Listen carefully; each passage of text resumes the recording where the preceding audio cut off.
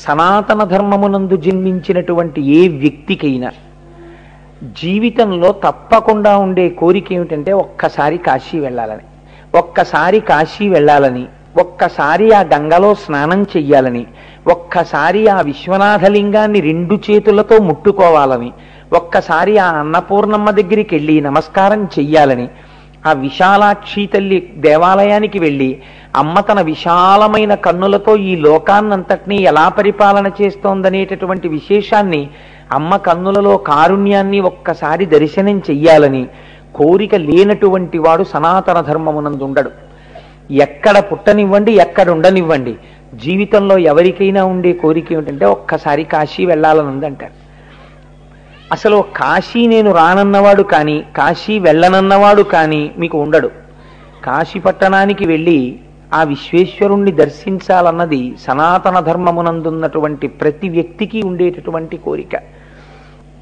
అంత గొప్ప కాశీ పట్టణం ఎందుకంత ప్రఖ్యాతి వహించినది మీరు చూడండి. ఇప్పటి వరకు మీరు కొన్ని జ్యోతిర్లింగములను గురించి విన్నారు. సౌరాష్ట్రే సోమనాథంచ, శ్రీశైలే మల్లికార్జునం, ఉజ్జయిన్యాం మహాకాళమోంకారమమలేశ్వరం. వీటిలో మీకు ఆ వెలిసినటువంటి స్వయంభూ లింగము యొక్క గొప్పతనం ఉంది. లేదా నిన్నటి రోజు విన్నప్పుడు త్రయంబకేశ్వర చరిత్రలో ఒక మహానుభావుడైనటువంటి గౌతముని యొక్క తపస్సు చేత ఒక నది ప్రవహించినటువంటి ఘట్టం ఉన్నది. కానీ కాశీ పట్టణమే చాలా గొప్పది. మనకి శాస్త్రంలో అలా 2 పట్టణాలే కనపడతాయి. మిగిలినటువంటి పట్టణాల యందు ఇంత గొప్పతనాన్ని శాస్త్రాలు చెప్పలేదు. 2 ఆ 2 పట్టణాలే, 1 కాశీ, 2 అరుణాచలము. ఉత్తర భారతదేశంలో కాశీ, దక్షిణ భారతదేశంలో అరుణాచలం. వీటి యందు ప్రవేశమే గొప్ప అన్నారు. కాశీ పట్టణంలో ప్రవేశించడమే గొప్ప, అరుణాచలంలోకి ప్రవేశించడమే గొప్ప. ఈశ్వరానుగ్రహం లేనివాడు ఈ 2 పట్టణములలోకి ప్రవేశము చెయ్యలేడు. కాశీ పట్టణ ప్రవేశం చేద్దామని సంకల్పం చేసినా వెళ్ళలేని వారెందరో ఉంటారు. అలాగే అరుణాచలం వెళదామని బయలుదేరి వెళ్ళలేక తిరిగి వచ్చేసేవాళ్ళు చాలా మంది ఉంటారు. ఎందుకు వెళ్ళనివ్వరు అంటే 2 పట్టణములు కూడా ఈశ్వరానుగ్రహం ఉన్నవారు మాత్రమే ప్రవేశించగలరు. ఆ పట్టణమే అటువంటి పట్టణము. కాశీ పట్టణము నిర్మాణం ఎలా జరిగింది? అది ఎవరైనా రాజు నిర్మాణం చేశాడా? లేకపోతే ఆ పట్టణానికి ఎంత గొప్పతనం వచ్చింది అంటే, కాశీనగరానికి అంత గొప్ప ప్రఖ్యాతి ఏర్పడడానికి ప్రధానమైన కారణం నిర్గుణమైనటువంటి పరబ్రహ్మము సగుణమైన మొట్టమొదటి ప్రదేశము బ్రహ్మాండమనందు వారణాసి. నిర్గుణమైన పరబ్రహ్మము అంటే కంటి చేత చూడబడదు, తెలియబడదు. అది నేను తరచు మీకు ఒక ఉపమానం చెప్తుంటాను. అలలు లేనటువంటి సరోవరం ఎలా ఉంటుందో అలాగే తనలో తాను రమిస్తున్నటువంటి పరబ్రహ్మం, ఏ కదలిక లేకుండా ఉన్నటువంటి స్థితి నిర్గుణమైనటువంటి పరబ్రహ్మము. అది మాంసనేత్రము చేత చూడబడదు, దర్శింపబడదు. అటువంటి నిర్గుణమైనటువంటి పరమాత్మ ఒకానొక సమయమునందు సాకారుడయ్యాడు. నిర్గుణము సాకారం అవడం అంటే ఏమిటి? ఇది మీరు కొంచెం జాగ్రత్తగా తెలుసుకుంటే తప్ప అసలు వారణాసి పట్టణం యొక్క గొప్పతనం మీకు అర్థం కాదు. ఏ సృష్టి లేకుండా, సృష్టి అనగా మనందరం సమస్త పిపీలికాది పర్యంతము ఉండడము అని అనుకోండి. పోని తేలికగా ఈ సమస్త పిపీలికాది పర్యంతము ఉండకుండా అన్నీ ఆయనలోకే చేరిపోయి ఆయనొక్కడే తనలో తాను రమిస్తూ ఉండిపోయినటువంటి స్థితికి నిర్గుణ స్థితి అని పేరు. ఇప్పుడు ఆయనకి ఒక కోరిక పుడుతుంది, తానే అనేకము కావాలని. ఉన్నదా వస్తువే ఏకస్త్వమేవ బహుధా భవభాసిలోకే నిశంకధీర్ వృషభకేతన మల్లినాథ శ్రీభ్రామరి ప్రియ సుఖాశ్రయ లోకనాథ అంటారు. ఉన్న ఒక్క రూపం అనేకముగా కనపడాలి.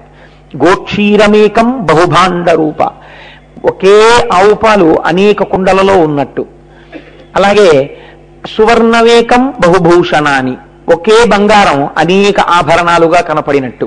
ఒకే పరమాత్మ అనేకముగా కనపడాలనుకుంటాడు. ఇలా అనుకున్నప్పుడు తత్వమునందు నిర్గుణము సగుణం అవడం అంటే ఆయనతో పాటు మాయాస్వరూపము కలుస్తుంది. ఈ మాయాస్వరూపమునకే అమ్మవారు అని పేరు. ఈ మాయాస్వరూపాన్ని అమ్మవారని పిలుస్తాం. ఈ మాయాస్వరూపము ఆవిడ అనుగ్రహం దొరకనంతసేపు లోకంలో తిప్పుతుంది. ఆవిడ అనుగ్రహం కలిగిందా ఈశ్వరుడి వైపుకి చేర్చేస్తుంది. రెండూ ఆవిడే చేస్తుంది. ఈ రెండిటినీ చేయగలిగిన తల్లి కాబట్టే ఆవిడ శక్తి అపారము. ఆవిడ అనుగ్రహం లేకుండా శివుణ్ణి చేరలేరు. ఇప్పుడు ఆ మాయతో కలిసి వచ్చినటువంటి పరమాత్మ సగుణమైనాడు అని పిలుస్తుంది శాస్త్రం. అంటే ఇప్పుడు ఎందుకు మాయతో కలిసి వచ్చాడు అంటే అమ్మవారితో కలిసి ఇప్పుడు ఈ కంటి చేత చూడబడగలిగినటువంటి వాడిగా దిగి వచ్చాడు. అవ్యక్తమైనటువంటి పరబ్రహ్మము వ్యక్తమైంది. ఆ వ్యక్తం అవడానికి ముందు ఆ స్థితిలో ప్రకృతితో కలిసినటువంటి వాడై, మాయతో కలిసినటువంటి వాడై మొట్టమొదట లోకంలో పార్వతీ పరమేశ్వరుల యొక్క దర్శనము ప్రారంభమైంది. ఇప్పుడు ఆయన అర్ధనారీశ్వరుడయ్యాడు. వామభాగమునందు అమ్మవారుంది, కుడి భాగమునందు ఆయనున్నాడు. ఎందుకు ఇలా మాయతో కలిసి ఆవిర్భవించాలి? దీనికి మీరు బాగా జ్ఞాపకం పెట్టుకోండి. ఇలా ఎందుకు చేయవలసి వచ్చినది అంటే దీనికి రెండు కారణాలుంటాయి. మొదటి కారణం, వారణాసిలో ఇలా ఏర్పడడానికి కారణం సృష్టి జరగవలెను. అంటే ఇత పూర్వము సృష్టి లేదు, వారణాసి పట్టణమే లేదు. మీరు గుర్తుపెట్టుకోండి, సృష్టి ఉంటే కదా వారణాసి పట్టణం ఉంది. కాబట్టి ఆ స్థితిలో అర్ధనారీశ్వర స్వరూపము నిర్గుణములోంచి సగుణములోకి వచ్చేసరికి వారణాసి పట్టణము ఉన్నదా? లేదు, ఏమీ లేదు, జలప్రలయం అయిపోయింది. అటువంటి సమయంలో నిర్గుణమైన పరబ్రహ్మము సగుణమై వచ్చినది.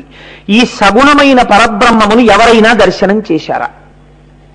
అప్పటి వరకు చూసిన వారు లేరు. అదే సృష్టిలో మొట్టమొదట పార్వతీ పరమేశ్వరుడిగా వచ్చి నిలబడింది, అంతే తత్వంలో. కానీ ఇదే అర్ధనారీశ్వర తత్వం, ఇదే సగుణ తత్వం వేరొకలా కూడా ఉంటుంది, ఇంకొక స్థాయిలో. దీన్ని వ్యాస మహర్షి దేవి భాగవతంలో ప్రస్తావన చేస్తారు. సగుణ నిర్గుణాసాతు దిధాప్రోక్తా మనీషిభిః సగుణ రాగిభిః సేవ్య నిర్గుణాతుర్ విరాగిభిః అంటారు.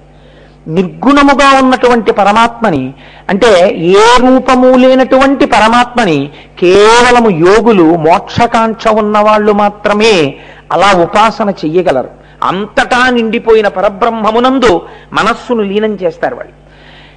కాదు, ఒక సాకారము ఉండకపోతే, ఒక రూపము ఉండకపోతే, ఆ రూపమునందు మనస్సు నిలబెట్టలేమనుకున్న వాళ్ళ కోసం అసలు కోరిక ఎక్కడ ప్రారంభం? నా మనస్సు భగవంతుడి యందు పెట్టలేనండి, ఏదో రూపం లేకపోతే. కాబట్టి ఇప్పుడు రూపాన్ని భగవంతుడు పొందాలి. వేదాహమేతం పురుషం మహాంతం ఆదిత్యవర్ణం తమసస్తు పారే సర్వాణి రూపాన్ని విచిత్య ధీర నామాని కృత్వాభివదన్యదాస్తే శృతి.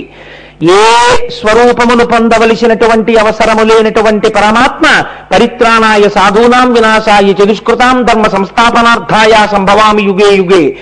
ఈశ్వర, ఏ రూపము లేనటువంటి నిన్ను ఈ రూపముతో చూడాలని కోరుకున్నటువంటి పరమ భాగవతోత్తముల కోర్కెను తిరస్కరించలేక అజాయమానో బహుధా విజాయతే అని ఒక రూపమును పొందవలసిన అవసరము లేని పరమాత్మ వాళ్ళు కోరుకున్న రూపాన్ని తాను పొందాడు.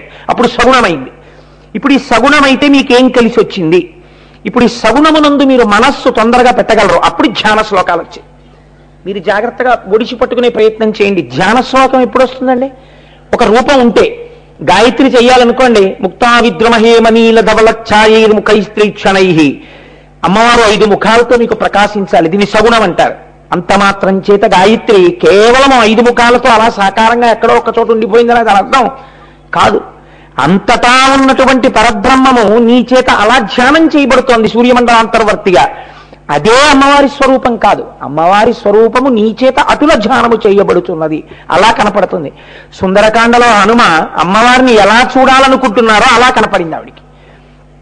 ఒకే సీతమ్మ శిశుపా వృక్షం మించి చూస్తున్నటువంటి హనుమకి పూజనీయురాలిగా కనపడింది. అక్కడే నిలబడిన రావణాసురుడికి అనుభవైక వేద్యమైన స్త్రీగా కనపడింది. పాడు చెయ్యాలనుకున్నవాణ్ణి అలా పాడు చేసింది, ఉద్ధరించాలనుకున్నవాణ్ణి ఇలా ఉద్ధరించింది. ఏకకాలమునందు రెండూ చేస్తుంది. ఇది మాయా. కాబట్టి ఇప్పుడు ఒక స్వరూపం వచ్చిందనుకోండి, మీరు ధ్యానం చేస్తారు, ఏదో ఒక దాని యందు మనసు పెడతారు. మనసు పెట్టడం తప్పు కాదు. ఈ రూపమునందు నా మనస్సు బాగా మగ్నం అవుతుంది అని ఒక రూపాన్ని పట్టుకోవడం ఎంత మాత్రమూ తప్పు కాదు. దానికోసమే ఈశ్వర స్వరూపాలు వచ్చాయి. కానీ ఒక రూపాన్ని పట్టుకుని ఈ రూపమే పరమాత్మ, ఈ రూపం కన్నా నేను ఇంకో రూపం భగవంతుడు కాదంటానంటాం పొరపాటు. అంతటా పరమాత్మే అనేక రూపాల్ని పొంది ఉన్నాడు ఆయన అవసరాన్ని బట్టి. ఈ రూపం మీకు ఎంతవరకు పనికొస్తుంది? మీ మనస్సు పెట్టడం వరకు పనికొస్తుంది. ఒక పంచదార బొమ్మ లేదా ఒక ఉప్పు బొమ్మ సముద్రపు యొక్క లోతు తెలుసుకుందామని సముద్రంలోకి ప్రవేశించి ప్రయాణం మొదలుపెట్టింది. అది సముద్రపు తడుగుకి చేరే లోపల సముద్రములో అంతర్భాగమై కరిగిపోయింది. ధ్యాన శ్లోకంతో ప్రారంభమైనటువంటి ఉపాసన ప్రారంభమై ఒక పరమాత్మ యొక్క స్వరూపాన్ని మనస్సుతో పట్టుకోవడానికి చేసేటటువంటి ప్రయత్నంలో ఇంద్రియములన్నీ వెనక్కొచ్చేసి మనస్సు లోపలికొచ్చేసి ధ్యానము చేస్తున్నవాడు, ధ్యానము చేయబడుతున్న వస్తువు, ధ్యానము అన్న మూడు చెరిగిపోయి ఒక్కటైపోతుంది. ధ్యాన జాతృజ్యేయ రూప మూడుగా ఉన్నది ఒక్కటిగా మారిపోతుంది. అప్పుడు ఏమయ్యారు? సోహం సోహం అహం బ్రహ్మాస్మి, మీరే ఈశ్వరుడు అవుతున్నారు. అప్పటికి ఆ రూపం మీకు పట్టుకోవడానికి ముందు కావాలి. నేను తరచు చెప్తూ ఉంటాను ఒక ఉదాహరణ. ఈ పట్టుకునేటటువంటి వస్తువు ఎటువంటిది? ధ్యానము చేత. అంటే మీరు గోడ దూకాలి అని అనుకున్నారు అనుకోండి, చిన్నప్పుడు హై జంప్ చేసేవాళ్ళు స్కూళ్ళల్లో ప్రాక్టీస్ చేస్తూ ఉంటారు. వాళ్ళు ఎక్కడో స్కూల్ గ్రౌండ్ లో ఒక దూరంగా ఉన్న చోటు నుంచి ముందు దూకవలసినటువంటి గోడ దగ్గరికి పరిగెత్తేటప్పుడు చేతిలో ఒక పొడుగాటి కర్రని పట్టుకుని పరుగు పరుగున వచ్చి ఆ చేతిలో ఉన్నటువంటి కర్ర యొక్క రెండవ చివరని భూమికి గట్టిగా తాటించి తన శరీరాన్ని ఆ కర్ర యొక్క ఊతం చేత పైకి లేపి గోడ మించి అవతల వైపుగా పడిపోతాడు.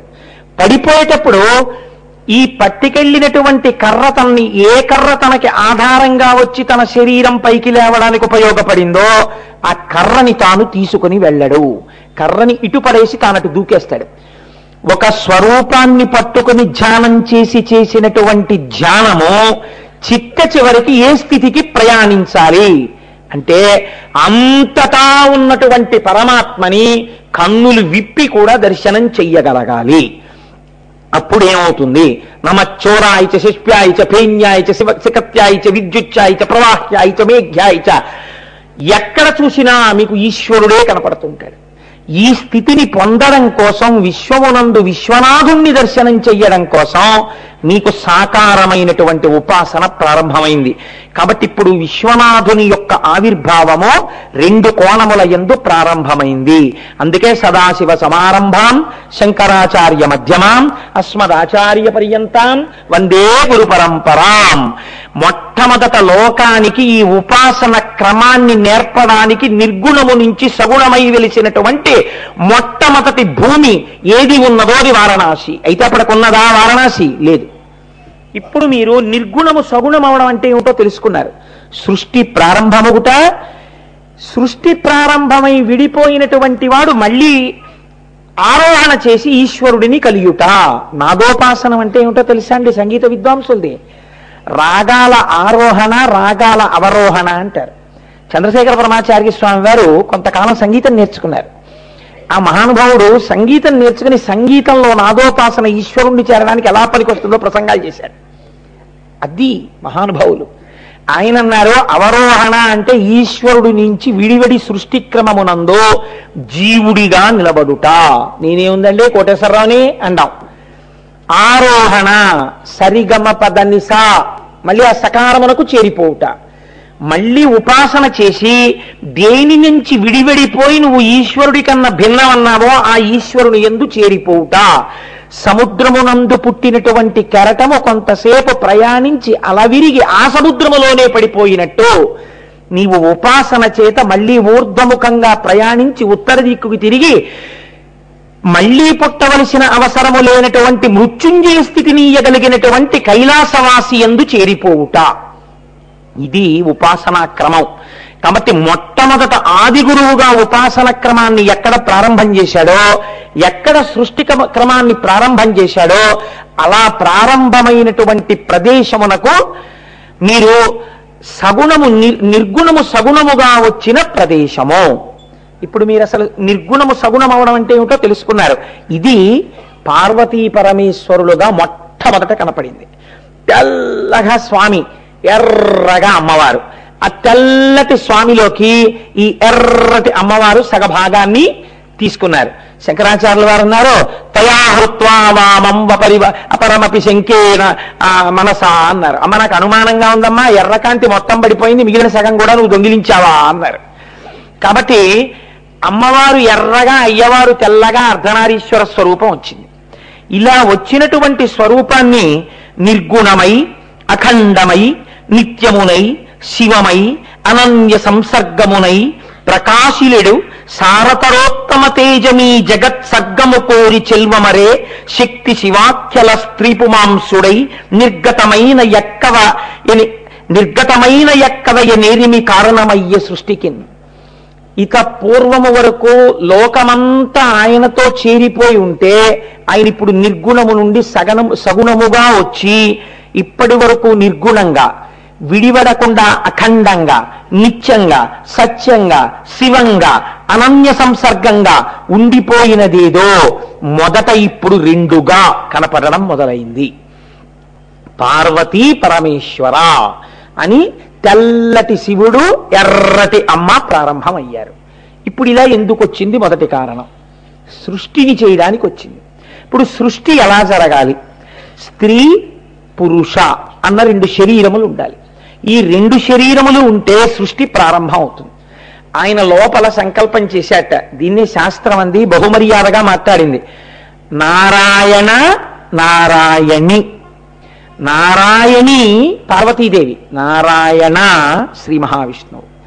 ఇప్పుడు అమ్మవారు పుంస్వరూపాన్ని పొందింది. మళ్ళీ శ్రీ మహావిష్ణువుగా వచ్చి ఎదట నిలబడింది. ఆయన పక్కన సృష్టి చేయడానికి అనువైనటువంటి ఒక స్త్రీ స్వరూపము వచ్చి చేరింది. శ్రీ ఈ లోకమంతటిగా ప్రకాశించడానికి.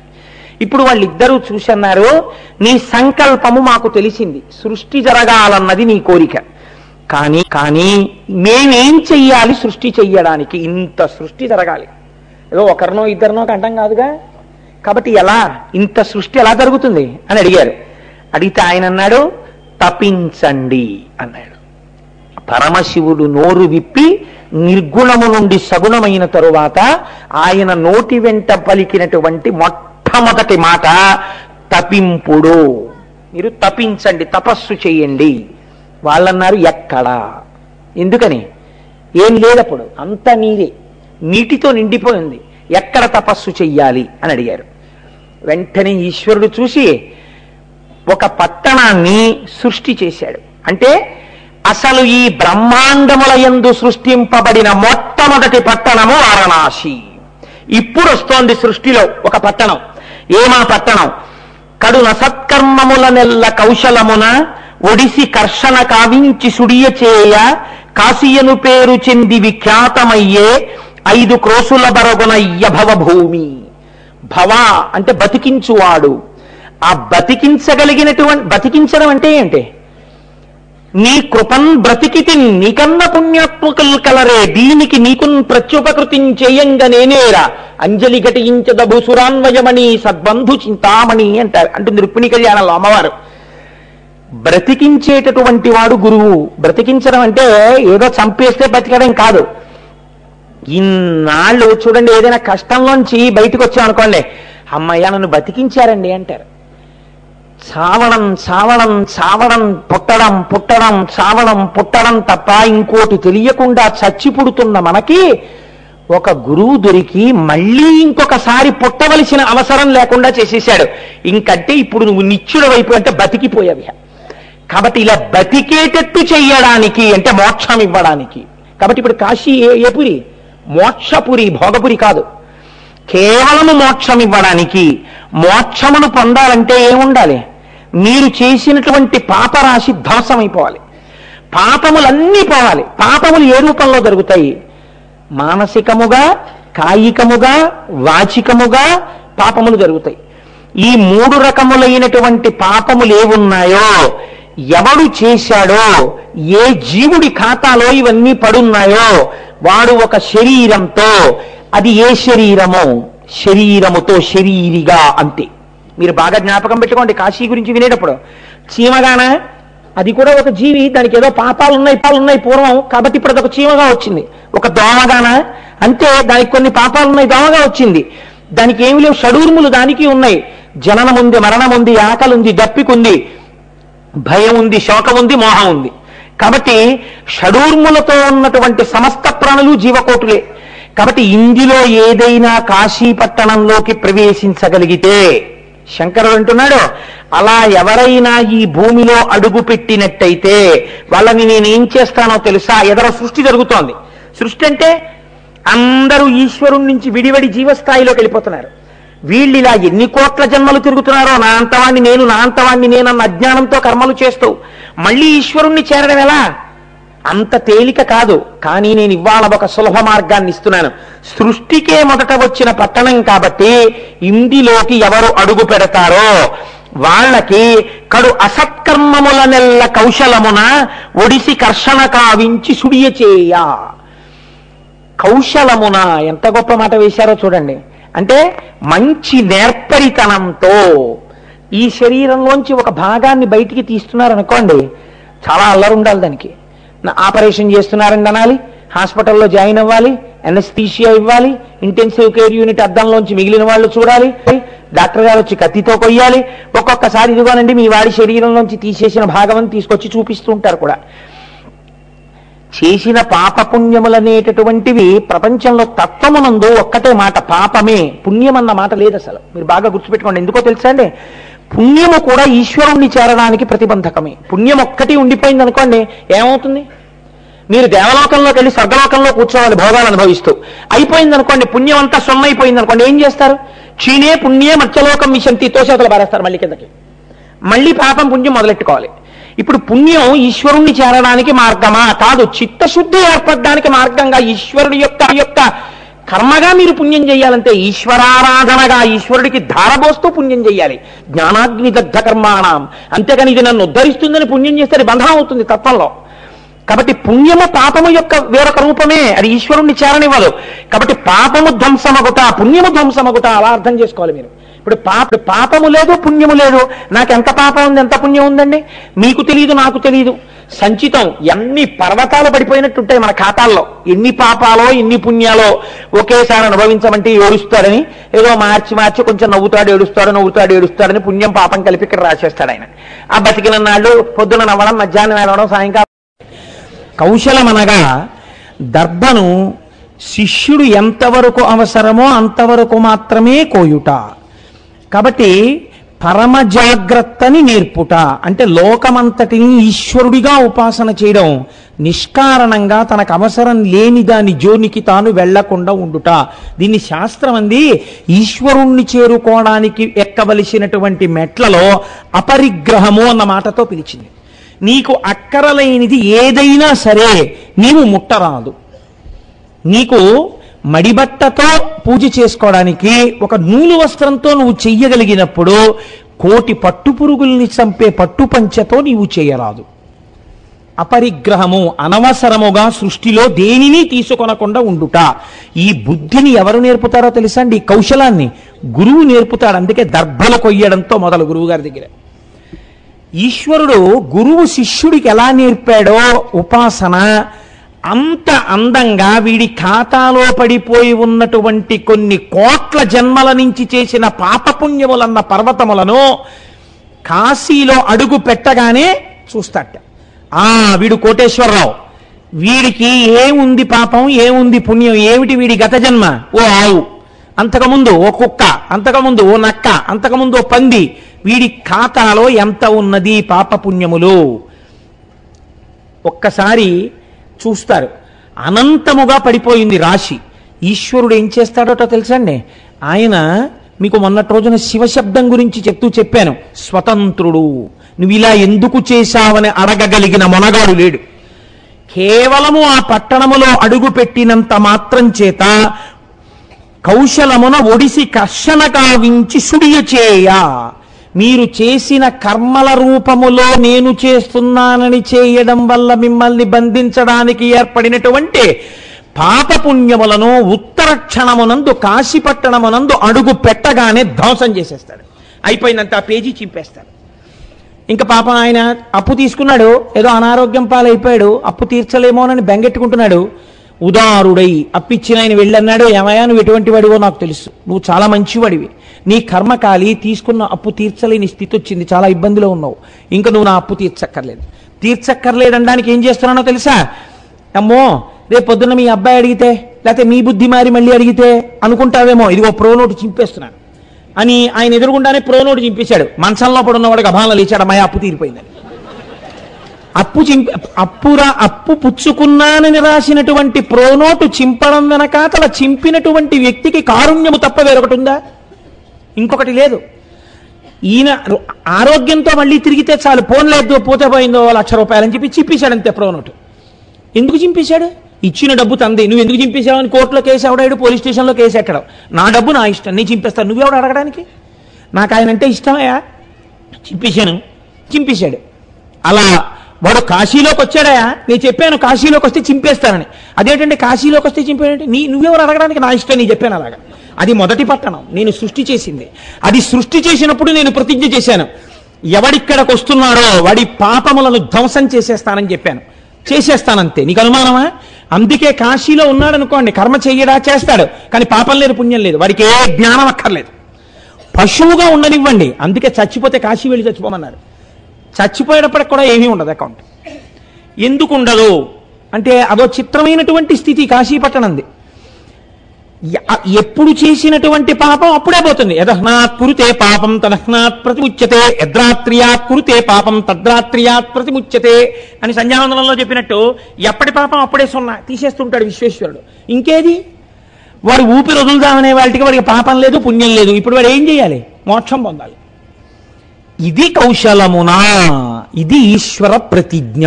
అందుకే మన వాళ్ళు సంసార బాధ్యతలు తీరిపోతే కాశీకి వెళ్ళిన వాడు కాటికి వెళ్ళినట్టే.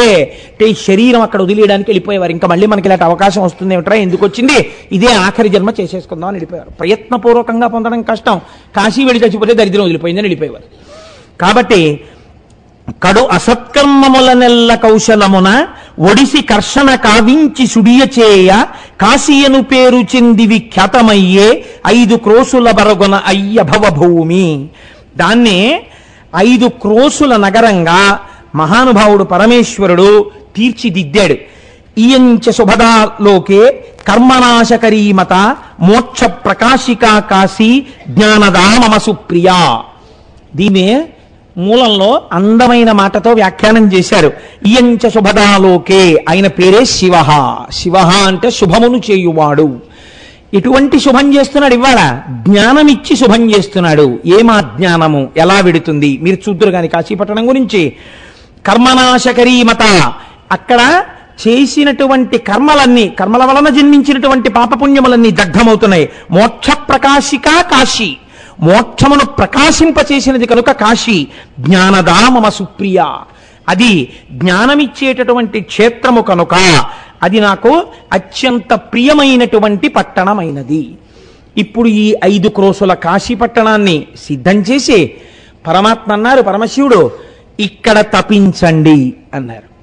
అంటే మహానుభావుడు శ్రీహరి కూర్చుని అక్కడ తపస్సు ప్రారంభం చేశారు. ఆయన తపస్సు ఎంత గొప్ప తపస్సు చేశారంటే, ఆయన తపస్సు చేస్తున్నప్పుడు ఆయన శరీరమునకు పట్టినటువంటి చెమట కింద కూడా నీటితో నిండిపోయింది, ఒక్క కాశీ మాత్రమే ఉంది. ఈ చెమట ఆకాశంలో నది కింద ప్రవహించి వెళ్ళిపోతోంది తెల్లటి రూపంలో. వెళ్ళిపోతుంటే ఆయన బహిర్ముఖుడయ్యాడు తపస్సులోంచి. అయి ఇలా చూశాడు, ఇతపూర్వం కిందే చూశాడు నీళ్లు, ఇప్పుడు అక్కడ కూడా వెళ్ళిపోతున్నాయి నీళ్ళు ఇలాగా. ఇదేమిటి, నేను తపస్సు ప్రారంభించినప్పుడు ఇక్కడ చూశాను నీళ్లు, ఇప్పుడు ఇలా కూడా వెడుతున్నాయి నీళ్లు అని చూశారు. ఆ నీళ్ళు ఎప్పుడు ఇలాగే వెళ్ళావు కదా, అవి ఇలా వెడుతూ ఇలా కిందకు వచ్చేస్తున్నాయి. వచ్చేసవి ఏం చేశాయి, అలా కిందకొస్తున్నటువంటి నీళ్ల వంక చూసి ఆశ్చర్యపోతున్నాడు. తాను కూర్చున్నటువంటి కాశీ పట్టణాన్ని ముంచెత్తేస్తోంది. శ్రీ మహావిష్ణువు యొక్క శరీరము నుండి పుట్టినటువంటి తపము యొక్క వ్యగ్రత చేత కలిగినటువంటి జలధార మళ్ళీ కాశీ పట్టణం నీటితో నిండుతోంది. ఇప్పుడు శంకరుడు చూశాడు, చూసి ఇది కాశీపట్టణం విష్ణువు యొక్క తపము వలన కలిగిన జలధారల యందు మునిగిపోతోందని తన త్రిశూలము చేత పట్టి పైకెత్తాడు. ఇప్పుడు దానికి త్రిశూల స్పర్శ కలిగింది. పైకెత్తి ఇలా పెట్టేటప్పటికీ ఈ నీళ్లలోంచి భూమి పైకి వస్తూ కనపడింది. అరే ఇదేదో చాలా గమ్మత్తుగా ఉందిరా, మళ్ళీ భూమి పైకి లేస్తోంది వారణాసి అని ఆయన ఇలా కిందకి చూశాడు. ఆశ్చర్యంతో ఇలా అండంలో చెవికి పెట్టుకున్నటువంటి ఒక కుండలం ఊడిఠాంగున నీళ్లలో పడిపోయింది. అది ఎక్కడ పడిందో అదే మణికర్ణికా తీర్థమైంది. కాశీలో గంగలో ఇదే మణికర్ణికా ఘాట్ అని పిలుస్తుంటాం, అది మణికర్ణికా ఘాట్. అక్కడ పైకెత్తాడు పరమాత్మ, త్రిశూలం మీద పైకెత్తి ప్రతిజ్ఞ చేశాడు, ఇప్పటి వరకు ఈ పట్టణాన్ని మాత్రమే సృష్టించాను, ఇప్పుడు చెప్తున్నాను లయం జరిగిపోయినప్పుడు లోకాలు ప్రళయ జలముల యందు ఈ లోకమంతా మునిగిపోతుంది. కానీ ఈ కాశీ నా త్రిశూలమునికి పైన నించుంది కాబట్టి ఈ ఒక్క పట్టణం మాత్రం ములగదు. ఇది అలాగే ఉండిపోతుంది కాశీ. కాబట్టి కాశీకి లయం లేదు. అసలు ఆ పట్టణమే ఎంత గొప్ప పట్టణమో చూడండి, వారణాసి పట్టణం అని దేవతల. అప్పుడు ఆయన మహానుభావుడు యోగ నిద్రలోకి వెళ్ళాడు శ్రీమన్నారాయణుడు. అప్పుడు ఆయన నాభిలోంచి ఒక కమలం ఆవిర్భవించింది. ఆ కమలంలోంచి చతుర్ముఖ బ్రహ్మగారు వచ్చారు. ఆ చతుర్ముఖ బ్రహ్మగారు వేదాన్ని ఆధారంగా చేసుకుని ఈ సమస్త సృష్టిని చెయ్యడం ప్రారంభం చేశారు. కాబట్టి సృష్టి రచన ప్రారంభమైన భూమి వారణాసి. పరమశివుని యొక్క త్రిశూలము మీద పైకెత్తబడిన భూమి వారణాసి. శ్రీ మహావిష్ణువు యొక్క తపోధారల యందు మునిగి పైకి తేలిన భూమి వారణాసి. వారణ అసి అనబడేటటువంటి 2 నదుల సంగమ క్షేత్రము వారణాసి. శంకరుడి యొక్క జటాజూటం మీద పడి అక్కడి నుంచి కిందకి ప్రవహించి వచ్చినటువంటి గంగానదీ చేత ఉడిపిడితో ప్రవహించినటువంటి భూమి వారణాసి. ఇన్ని రకాలుగా ఆ వారణాసి పట్టణం ఆవిర్భవించి చతుర్ముఖ బ్రహ్మగారి చేత సృష్టి చేయబడి అందులోంచి ప్రజాపతులు, మనువులు, దేవతలు వీళ్ళందరూ రాగానే శంకరుణ్ణి ప్రార్థన చేశారట. ఈశ్వరా, ఈ సృష్టి ప్రారంభమో నిర్గుణము సగుణమవడంతో మొదలైంది. ఇది దర్శనం అంటే మాటలాండే. మనం ఇక్కడ వరకు నోటితో చెప్పేశాం. నిర్గుణము సగుణమైనది అనగానే అసలు మొట్టమొదట సగుణమైతే ఎలా ఉంటుంది? ఆ స్వరూపాన్ని చూడ్డానికి ఎవరికి సాధ్యం? ఒక్క శ్రీ మహావిష్ణువే చూశారు. ఇంకెవ్వరూ చూసినట్టు శాస్త్రంలో లేదు దాన్ని. ఆ తర్వాత మీరేవో మూర్తుల్ని చూస్తున్నారు. మహానుభావుడు శంకరుడు, కైలాస శంకరుడు, కాలడి శంకరుడిగా వచ్చాడు కనుక అలా వచ్చినటువంటి ఆ అర్ధనారీశ్వర స్వరూపం ఎలా ఉంటుందో ఆయన దర్శనం చేశారు శంకరాచార్యుల వారు. చేసి అప్పుడు చేశారు ఆయన స్తోత్రం.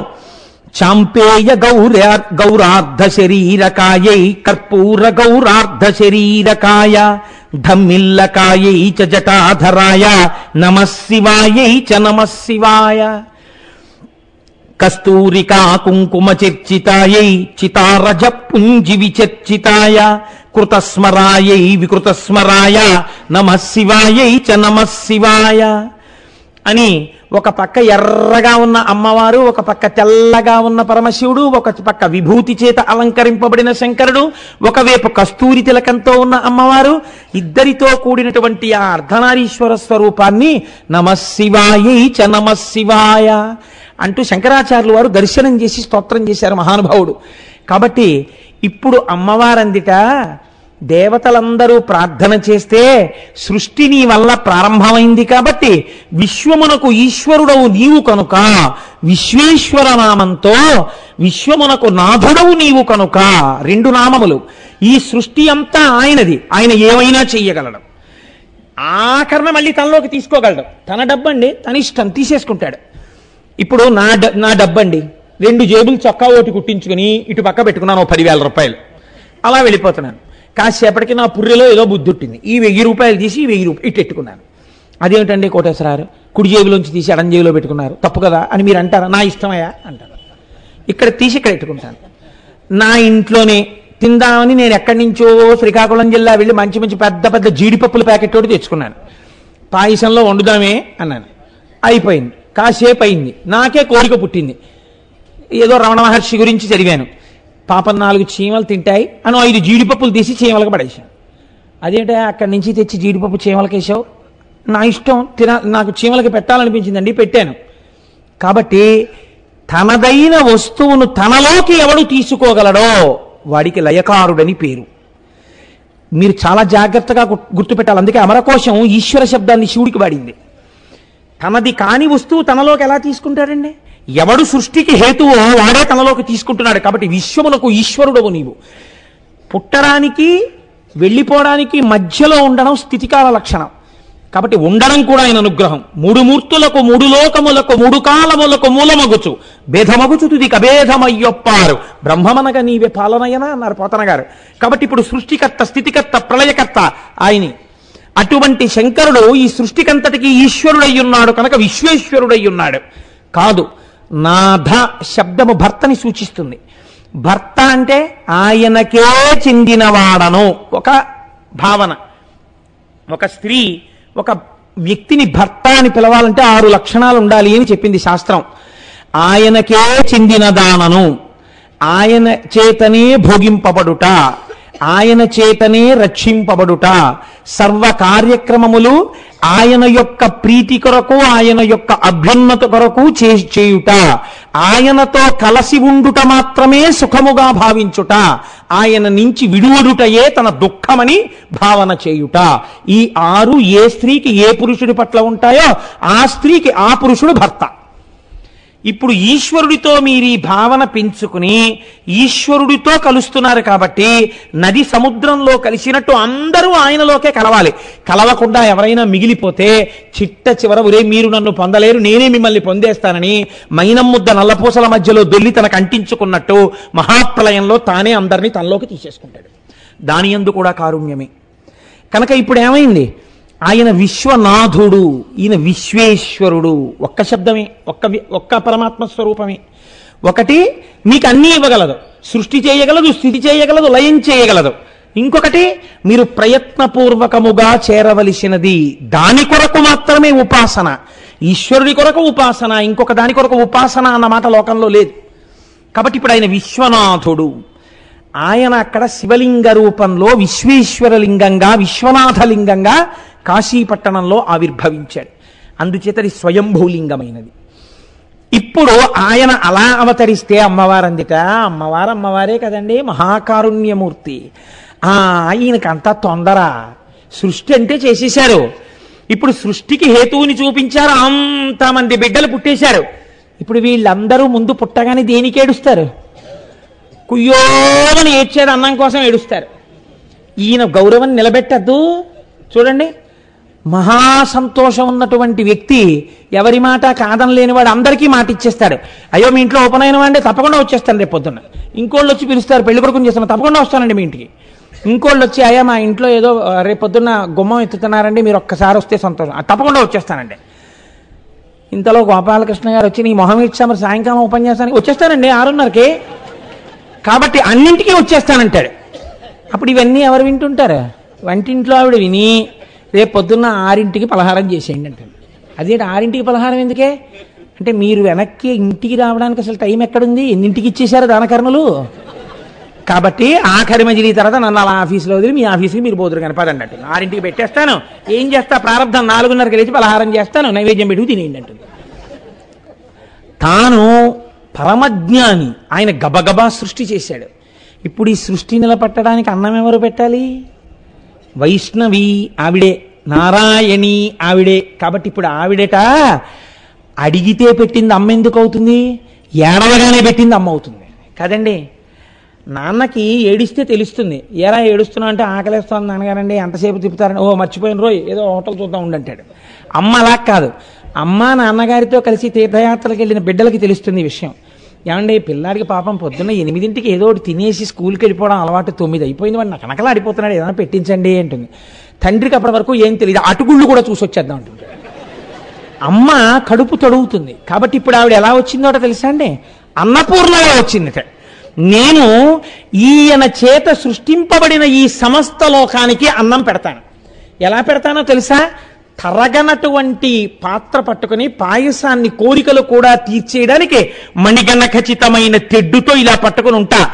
అమ్మా అన్నమే పాపం, అమ్మా అనేటప్పటికీ అయిపోయింది, వడ్డించేసాను వంట అంటుంది అమ్మ. సాధారణంగా మీరు చూడండి, పిలుపుని బట్టి పసిగట్టేస్తుంది ఆవిడ.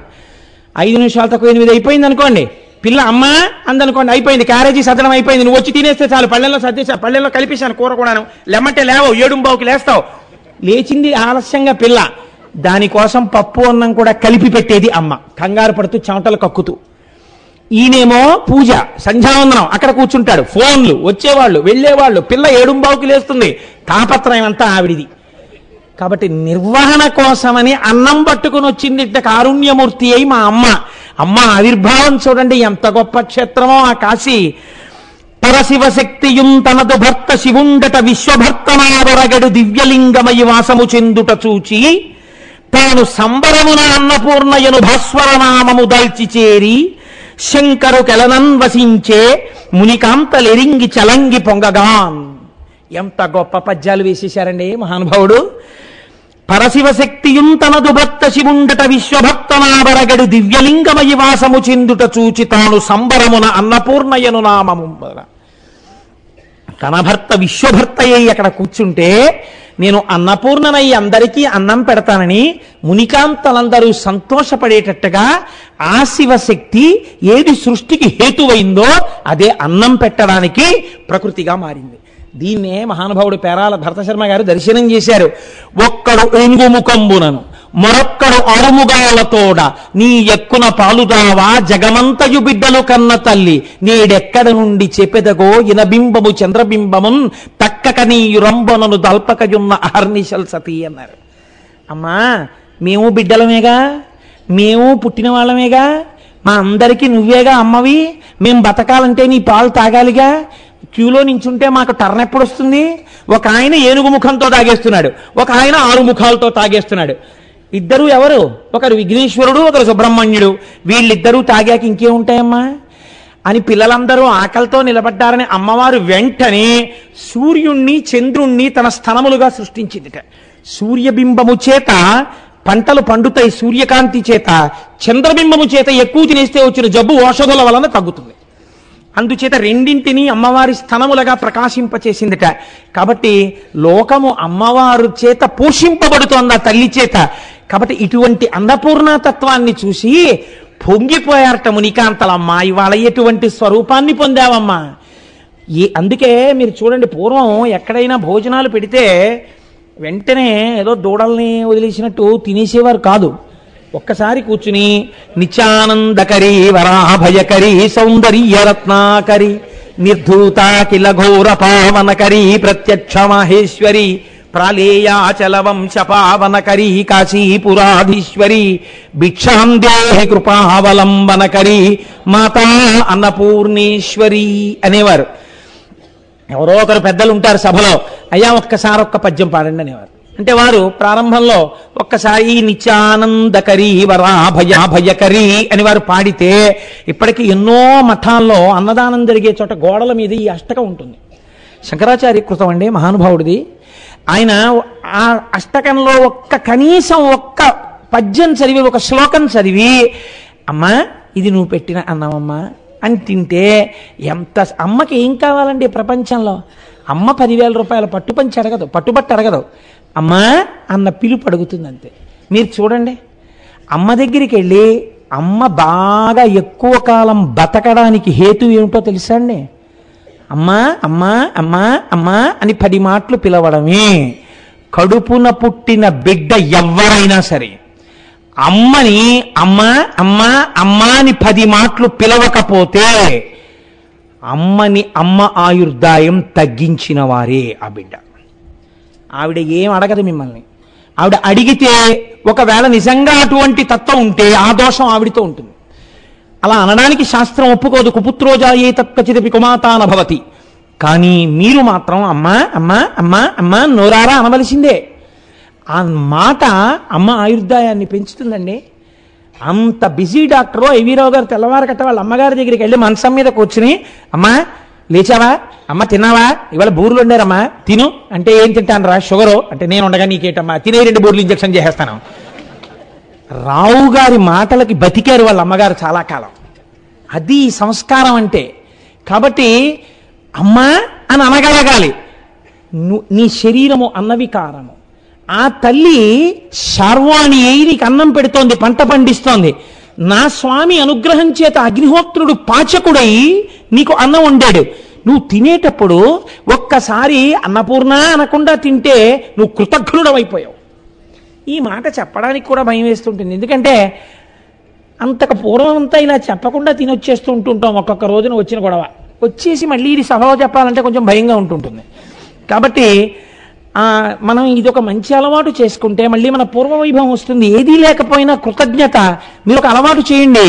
మీ ఇళ్లలో శుభకార్యాలైనప్పుడు మొట్టమొదటి పంక్తి యందు మీరు పుస్తకం పట్టుకుని నిత్యానందకరి వరాభయకరి ఈ శ్లోకం వచ్చినా మీకు రాకపోయినా ఒక్కొక్క మాట చెప్తాం, మీరు చెప్పి అన్నం తినండి, మీరు చెప్పి అన్నం పెట్టడం ప్రారంభం చేయండి.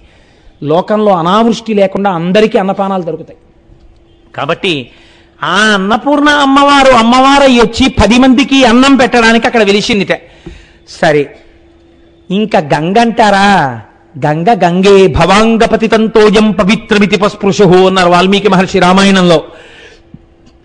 శంకరుడు యొక్క శరీరమును తాకి కింద పడింది కాబట్టి గంగకంత పవిత్రత వచ్చింది. ఎదర మీరు గంగావతరణం ఓ రోజున వింటారు. మొట్టమొదట గంగ అవతరించినప్పుడు అందులో స్నానం చెయ్యలేక నీళ్లు తీసి చల్లుకోగానే పాపాత్మలు పైకి వెళ్ళిపోయారు, పైనుంచి స్నానాలు చేయడానికి కిందకొచ్చారు. ఇదో పెద్ద షటిల్ సర్వీస్ కింద తిరిగింది లోకమంతాను. కాబట్టి అటువంటి గంగ వారణాసి పట్టణంలో ప్రవహిస్తోంది. మీరు ఒక్కటి చూడండి, మనం ఒక మాట అంటుంటాం, కాశీ గంగ అంటాం. ఎవరైనా గంగ పట్టుకొచ్చారనుకోండి, ఏమిటండి ఇది అని అడిగారు అనుకోండి, కాశీ గంగ చెంబండి అంటారు. ఏమండి కాశీ గంగ ఎందుకు తేవాలి? హరిద్వార్లో గంగ లేదా? ఋషికేశ్లో గంగ లేదా? లేకపోతే ఇంకా మీరు పైకెడితే కేదార్నాథ్ అక్కడ కూడా గంగ ఉంది కదా. ఆ గంగని పిలవకుండా మీరు కాశీ గంగ తెచ్చామని కాశీ గంగ అన్న మాట ఎందుకంటారు మీరు? దానికి ఏమైనా శాస్త్రంలో మర్యాద ఉందా? లేకపోతే ఉత్తినే ఏదో అనాలి కాబట్టి కాశీ వెడితేనే గంగా స్నానం చేస్తుంటాం కాబట్టి ఎక్కువ కాశీ గంగ అంటుంటారా? కాదు. కాశీ ఉత్తరాన పుట్టి దక్షిణానికి ప్రయాణం చెయ్యడం మొదలుపెట్టి వారణాసి క్షేత్రం వరకు దక్షిణాభిముఖంగా వచ్చింది.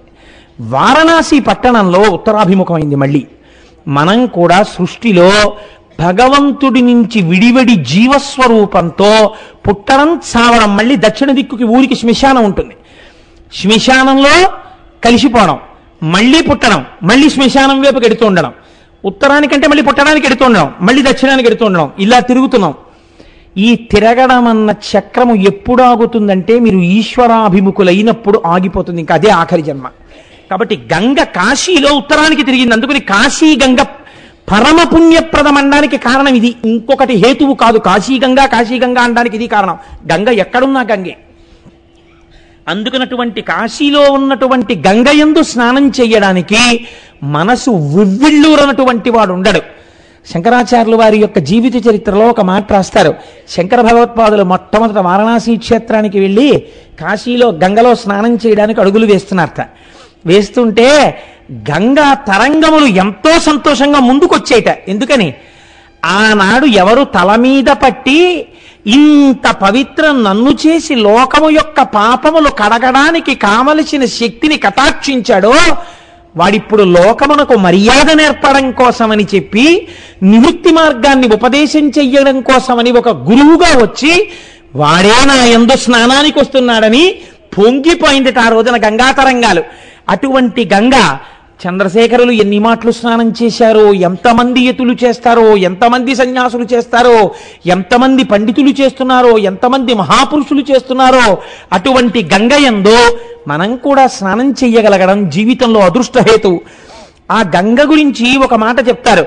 కాశీ గంగ గురించి ఉవ్విళ్ళూరి కాశీలో గంగా స్నానానికి వెళ్ళాలి, గంగా స్నానానికి వెళ్ళాలి, గంగా స్నానానికి వెళ్ళాలి అనుకుని వెళ్ళలేక, జీవితంలో వెళ్ళడానికి మార్గం దొరకక ఇక వెళ్ళలేనన్న స్థితి వచ్చేసినటువంటి వాడు కన్నుల నీరు కారుతుండగా అయ్యో గంగా స్నానానికి వెళ్ళలేకపోయానని ఆ గంగా స్నానంబునకే గంగా లేని మనుజుడెంత యుధమితో ఓ గంగా గంగాయని సాగంగా బాయగలడు సర్వాఘములన్. కాశీ గంగకి శక్తి ఉంది.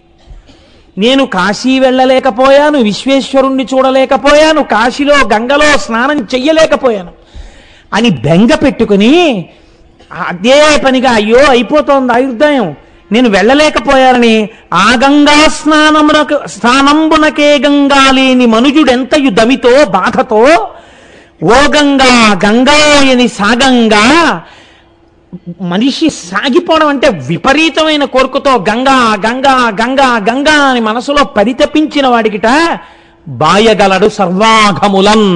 అలా పరితపించిన వాడు గంగలో స్నానం చేసినటువంటి ఫలితాన్ని ఇచ్చి పాపాలు తీసేస్తారట. ఇది గంగ గొప్పతనం, కాశీ గంగది. మీరు వెళ్ళి స్నానం చెయ్యక్కర్లేదు, ఒంట్లో ఓపికుండి కూడా ఈ శ్లోకం చెప్పమని కాదు. ఏ కారణం చేతనో కాశీ వెళ్ళలేకపోయి ఇక ఈ శరీరముతో నేను కాశీ వెళ్ళలేననేటటువంటి స్థితి అనుకోకుండా ఏర్పడిపోతే అలా పరితపించిన వాడికి గంగా స్నాన ఫలితం ఇచ్చి పాపాలు తీస్తారన్నారు. మీకు ఇంకో చిత్రం తెలుసా అండి? పోతన గారు భాగవతంలో చెప్పారు. పరీక్షిత్ గంగా ఒడ్డున ప్రాయోపవేశం చేసినప్పుడు గంగ దగ్గరికి వెళ్ళి ఇలా నిలబడగానే, అమ్మా గంగా స్నానానికి వచ్చానమ్మా అంటే చాలట. అమ్మా నీలో మునక వేద్దామని వచ్చానమ్మా అంటేట, అమ్మా అని పిలిచిన నరు పొమ్మా అని ముక్తి కడకు బుత్తువట. లిమ్మా నీ రూపముతో రమ్మా నాకెదురంగ గంగ రమ్యతరంగా అంటారు పోతన గారు. నాకు ఎంత ఇష్టమో ఈ పద్యం అంటే నిజంగా. పరీక్షిత్ అంటాడు ప్రయోపవేశం చేసే ముందు, అమ్మా అని పిలిచిన నరు పొమ్మా అని ముక్తి కడకు బుత్తువట. ఆ గంగ దగ్గరికి వెళ్ళి, అందుకే గంగమ్మ గంగమ్మ అంటారు. మీరు చూడండి, కృష్ణమ్మ, గోదావరమ్మ, నర్మదమ్మ అలా అనం సాధారణంగా. గంగమ్మ గంగమ్మ అంటాం. గంగమ్మ వచ్చిందండి, గంగమ్మ ముంచెత్తిందండి అంటాం. సీతాదేవి అంతటిది గంగానది దాటే ముందు మొక్కుకుంది అట్నుంచి క్షేమంగా తిరిగి వచ్చాక కళ్ళు కడవలు ఇస్తానని. కాబట్టి ఆ గంగమ్మ అమ్మ అమ్మ అంటాం, గంగకి చెల్లింది. పాపం అమ్మ భరించాలి, గంగ భరించాలన్నారు. కాబట్టి ఆ గంగ ఉన్నదే, అమ్మా అని పిలిచిన నరు ఎంతటి పాపాత్ముడైనా సరేట నమ్మి, అమ్మా నువ్వు నన్ను రక్షించగలవమ్మా అని అమ్మా అంటే చాలట, పొమ్మా అని ముక్తి కడకు బుత్తువట. పో అని ముక్తి ఇచ్చేస్తున్నది, పాపాలు తీసేస్తుంది స్నానం చేస్తే. ఏమిటి హాయిగా ఇలా మునకేస్తే చాలు, తీసి అవతల పారేస్తుందట పాపాలన్నీ. ఎంత తొందరగా ఏప్రిల్ వచ్చేస్తుందో ఆనంది, నాకు వెళ్ళిపోవాలా కాశీ అని. కాబట్టి అమ్మా అని పిలిచిన నరు పొమ్మా అని ముక్తి కడకు బుత్తువట. లిమ్మా నీ రూపముతో రమ్మా నాకెదురంగ గంగ రమ్యతరంగా. అమ్మా ఒక్కసారి ధవళ వస్త్రధారివై సాకారముగా నాకు ఒక్కసారి కనపడమ్మా అంటాడు పరీక్షిత్. కనుక భగవద్గీత కించిదిధీత గంగాజల్లవ కణికా పీత సకృతపియేన మురారి సమర్చ క్రియతే తస్య యమేన న చర్చ అన్నారు మహానుభావుడు శంకరాచార్యులు వారి భజగోవిందంలో. భగవద్గీత కించిదధీత, భగవద్గీతలో ఒక్క శ్లోకాన్ని బాగా అర్థం చేసుకుని జీవితంలో అనుష్ఠానంలోకి తెచ్చుకున్నటువంటి వాడికి గంగాజలలవ కణికాపీత, గంగ బొట్టుని నాలుక మీద వేసుకున్నటువంటి వాడికి సకృతపియేన మురారి సమర్చ, శ్రీ మహావిష్ణువుని మనఃపూర్వకంగా అర్చన చేసినటువంటి వాడికి క్రియతే తస్య యమేన న చర్చ, యముడితో చర్చ లేదు అన్నారు. ఎందుకుండదు? అసలు వాళ్ళు రారు కాబట్టి. వాళ్ళు వస్తే ఏమిటంటే భయంకరమైన రూపాలు చూసి రా రా అంటే, నేను బాబాయ్ నేను రానంటాడు. చక్కగా శివ పార్షదులో విష్ణు పార్షదులో వచ్చారనుకోండి, ఎంత ఆనందమో, ఆనందంతో వాళ్ళని చూస్తుండడంలోనే వాళ్ళతో కలిసిపోతాం. కాబట్టి చర్చ లేదంటే మోక్షం పొందుతాడు అని. కాబట్టి ఆ గంగా స్నానం అంత గొప్ప గంగా స్నానం. అసలు చిత్రం ఏమిటంటే, భారతీయుడిగా పుట్టినటువంటి ప్రతివాడు ఒక్క కోరిక కోరుకుంటాడు, నా శరీరం పడిపోయిన తరువాత ఈ అస్థికలు గంగానదిలో నిమజ్జనం అవ్వాలని కోరుకుంటాడు. నాకైతే అనిపిస్తుంది, అసలు ఈ భారతదేశంలోనే కాదు, ఎక్కడెక్కడ చనిపోయినటువంటి ఎన్ని కోట్ల మంది యొక్క అస్థికలు గంగానదిలో నిమజ్జనం అవుతున్నాయో. నేను ఒకసారి ఆశ్చర్యపోయానండి. నాతో చాలామంది ఉన్నారు. నేను త్రయంబకంలో గౌతమీ నది ఒడ్డున నిలబడి చూస్తుంటే పిడతతో తీసుకొచ్చి ఒక ఆయన తండ్రి గారివో తల్లి గారివో అస్థికలు కలుపుతున్నారు. నా పక్కన యాదృచ్ఛికంగా, బహుశా పరమశివుడే అలా నిలబడి ఉంటాడు, ఒక సైంటిస్ట్ ఒక ఆయన నిలబడి ఉన్నారు. నేను యథాలాపంగా నా పక్క వాళ్ళతో, ఇలా కలుపుతారు కదా, ఈ నదీ పరివాహక ప్రాంతం కింద ఎన్ని ఎముకలు నిలబడిపోయి ఉంటాయో, తొందరగా కరగవు కదా ఎముకలు అని ప్రస్తావన చేస్తుంటే ఆయన నాతో ఒక ఆశ్చర్యకరమైన విషయం చెప్పారు. ఈ విషయంలో ల్యాబొరేటరీస్లో టెస్ట్స్ అయ్యాయండి. గంగా జలాలకి త్రయంబకంలో ఉన్న గోదావరి జలాలకి ఒక శక్తి ఉంది, ఎముకని కూడా అతి తొందరగా కరిగిపోయేటట్టు చేసేస్తాయి. ఎముకలు కరిగిపోతాయి ఇక్కడ నీళ్ళల్లో, ఏమి శక్తో తెలియదు. అసలు కల్మషం అన్నది ఉండదు. ఎప్పుడు ఎన్ని అందులో కలిసిపోతున్నా గంగే. మీరు చూడండి, మన ఇంట్లో నీళ్ళు సీసాతో 4 రోజులు పెట్టండి, కంపు వస్తాయి. గంగను తీసుకొచ్చి డబ్బాలో ఎన్నాళ్ళు పెట్టండి, వాసన రాదు. ఏమిటో ఆ శక్తి, ఈశ్వర శక్తి నిజంగా జలాలకి. అందుకే ఈ దేశం ఆపో వాయుదగం బ్రహ్మ, నీటిని బ్రహ్మంగా పూజ చేసిందండి. ఇప్పుడు వచ్చిన నీరు మీరు ఏమిటి, ఎప్పటి నుంచో నీటిని పరబ్రహ్మంగా ఉపాసన చేసింది ఈ లోకం. భారత జాతి దేన్ని కూడా అనుభవైక వైద్యమైన వస్తువుగా చూడలేదు, అన్నింటినీ పరబ్రహ్మంగా చూసింది, నీటిని ప్రత్యేకించి ఆదరించింది. అందుచేతనే అటువంటి గంగ భగవద్గీత కించిదిధీత గంగాజలలవ కణికాపీత సకృతపియేన మురారి సమర్చ క్రియతే తస్య యమేన న చర్చ. శాస్త్రంలో ఒక మర్యాదతో కూడిన మాట చెప్తారు. భార్య అంటే ఏమిటండి? శాస్త్రంలో భార్య అంటే దానికి అత్యంత ప్రాధాన్యత కలిగినటువంటి మాట ఒకటి చెప్తారు. భార్య అనగా పురుషుని విశ్రాంతి స్థానము. ఎంత గొప్ప మాట చూడండి. బయట ఎంత అలిసిపోయి ఎన్ని ఇబ్బందులు పడి ఇంటికి రానివ్వండి, ఆవిడ్ని చూడగానే, ఆవిడ ముఖం చూడగానే, ఆవిడ లాలనలో, ఆవిడ పాలనలో, ఆవిడ ఇచ్చిన ఓ గ్లాసుడు కమలాపల రసంలో, ఆవిడ అనునయమైన వాక్యముల యందు పురుషుడు విశ్రాంతి చెంది బతుకుతాడు, టెన్షన్లన్నీ పోగొట్టుకుని. ఆవిడే గయ్యాళై నీ అంత చేతకాని మొగుడని ఎదురు తిరిగితే భర్తని చంపుకు తిన్న పాపం ఉన్న పెళ్ళం అది. అంటే పురుషుడి విశ్రాంతి స్థానం భార్య.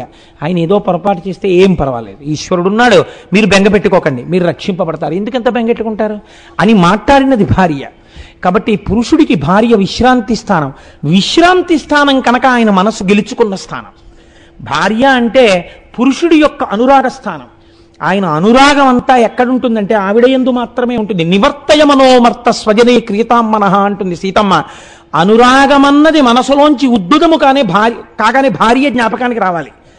అనురాగ స్థానము భార్య. ఈ రెండు భార్య యందు ఉంటాయి. అందుకే అసలు స్త్రీకి ఈ జాతి వేసినంత పెద్దపీట ఎవరేశారండి? అంత పెద్దపీట వేసి మాట్లాడింది. కాబట్టి అనురాగమును, పరమశివుడికి అనురాగం ఏమిటి? ఆయన మహానుభావుడు, గొప్ప జ్ఞాని.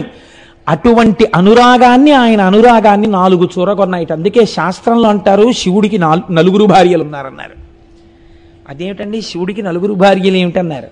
ఆయన అనురాగాన్ని 4 చూరగొన్నారట. ఒకటి గౌరి ఒకతే, ఆకాశ గంగ ఒకతే, కాశీ ఒక్కతే, దక్షిణ కాశీ ఒకతే, 4 శంభునకు లోక నాయకునకు రాణి వాసంబులను రాగ రసము పేర్మి.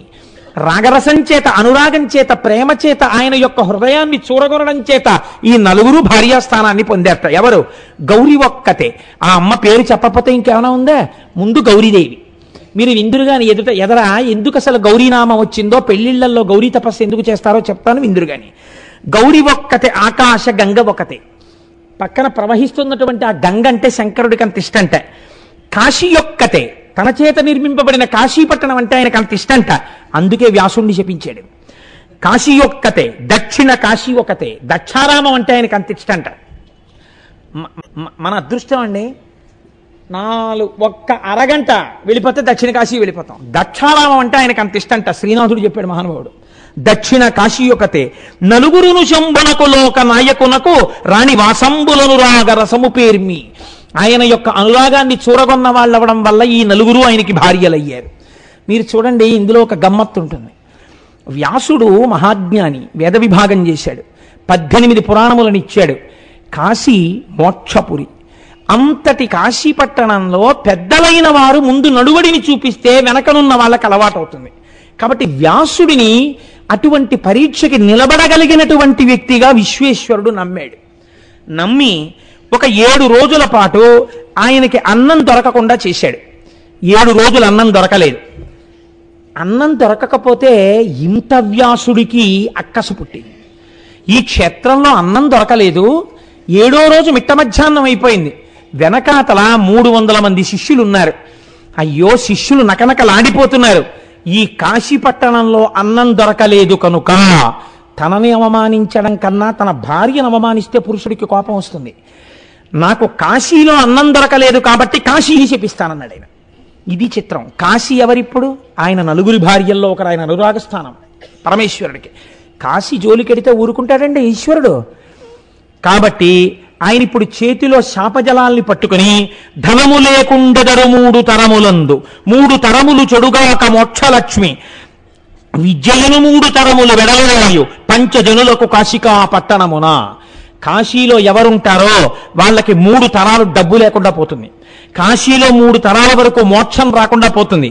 కాశీలో 3 తరాల వరకు విద్య లేకుండా పోతుంది కాశీలో ఉన్న వాళ్ళకి. కాశీలో ఉన్న వాళ్ళు ఎవరైనా సరే ఇదే గతి పడుతుంది అన్నాడు.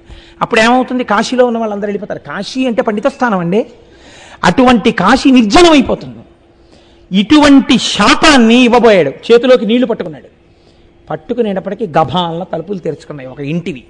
అందులోంచి ఒక 50 సంవత్సరాల స్త్రీ, పచ్చటి ముఖంతో విజయవాడ కనకదుర్గమ్మ ఎలా ఉంటుందో అలా ఇంత బొట్టు పెట్టుకుని ఇలా చెయ్యెత్తేటప్పటికి చేతుల గాజులు కనకనలాడుతుండగా పారాణి పెట్టుకున్న పాదాలతో పసుపచ్చటి పట్టుచీర కట్టుకుని బయటికి వచ్చి పక్కనే ఉన్నటువంటి వేరొక యవ్వనంలో ఉన్న చెలికెత్తె మీద భుజం మీద చెయ్యి వీసి ఒక్కతే పరపురుషుడితో మాట్లాడకూడదు కనుక ఆవిడంది నోరు తెరిచి, భిక్షలేదని ఇంత కోపింతురయ్యా, కాశికాపట్టణము మీద కనినేయ.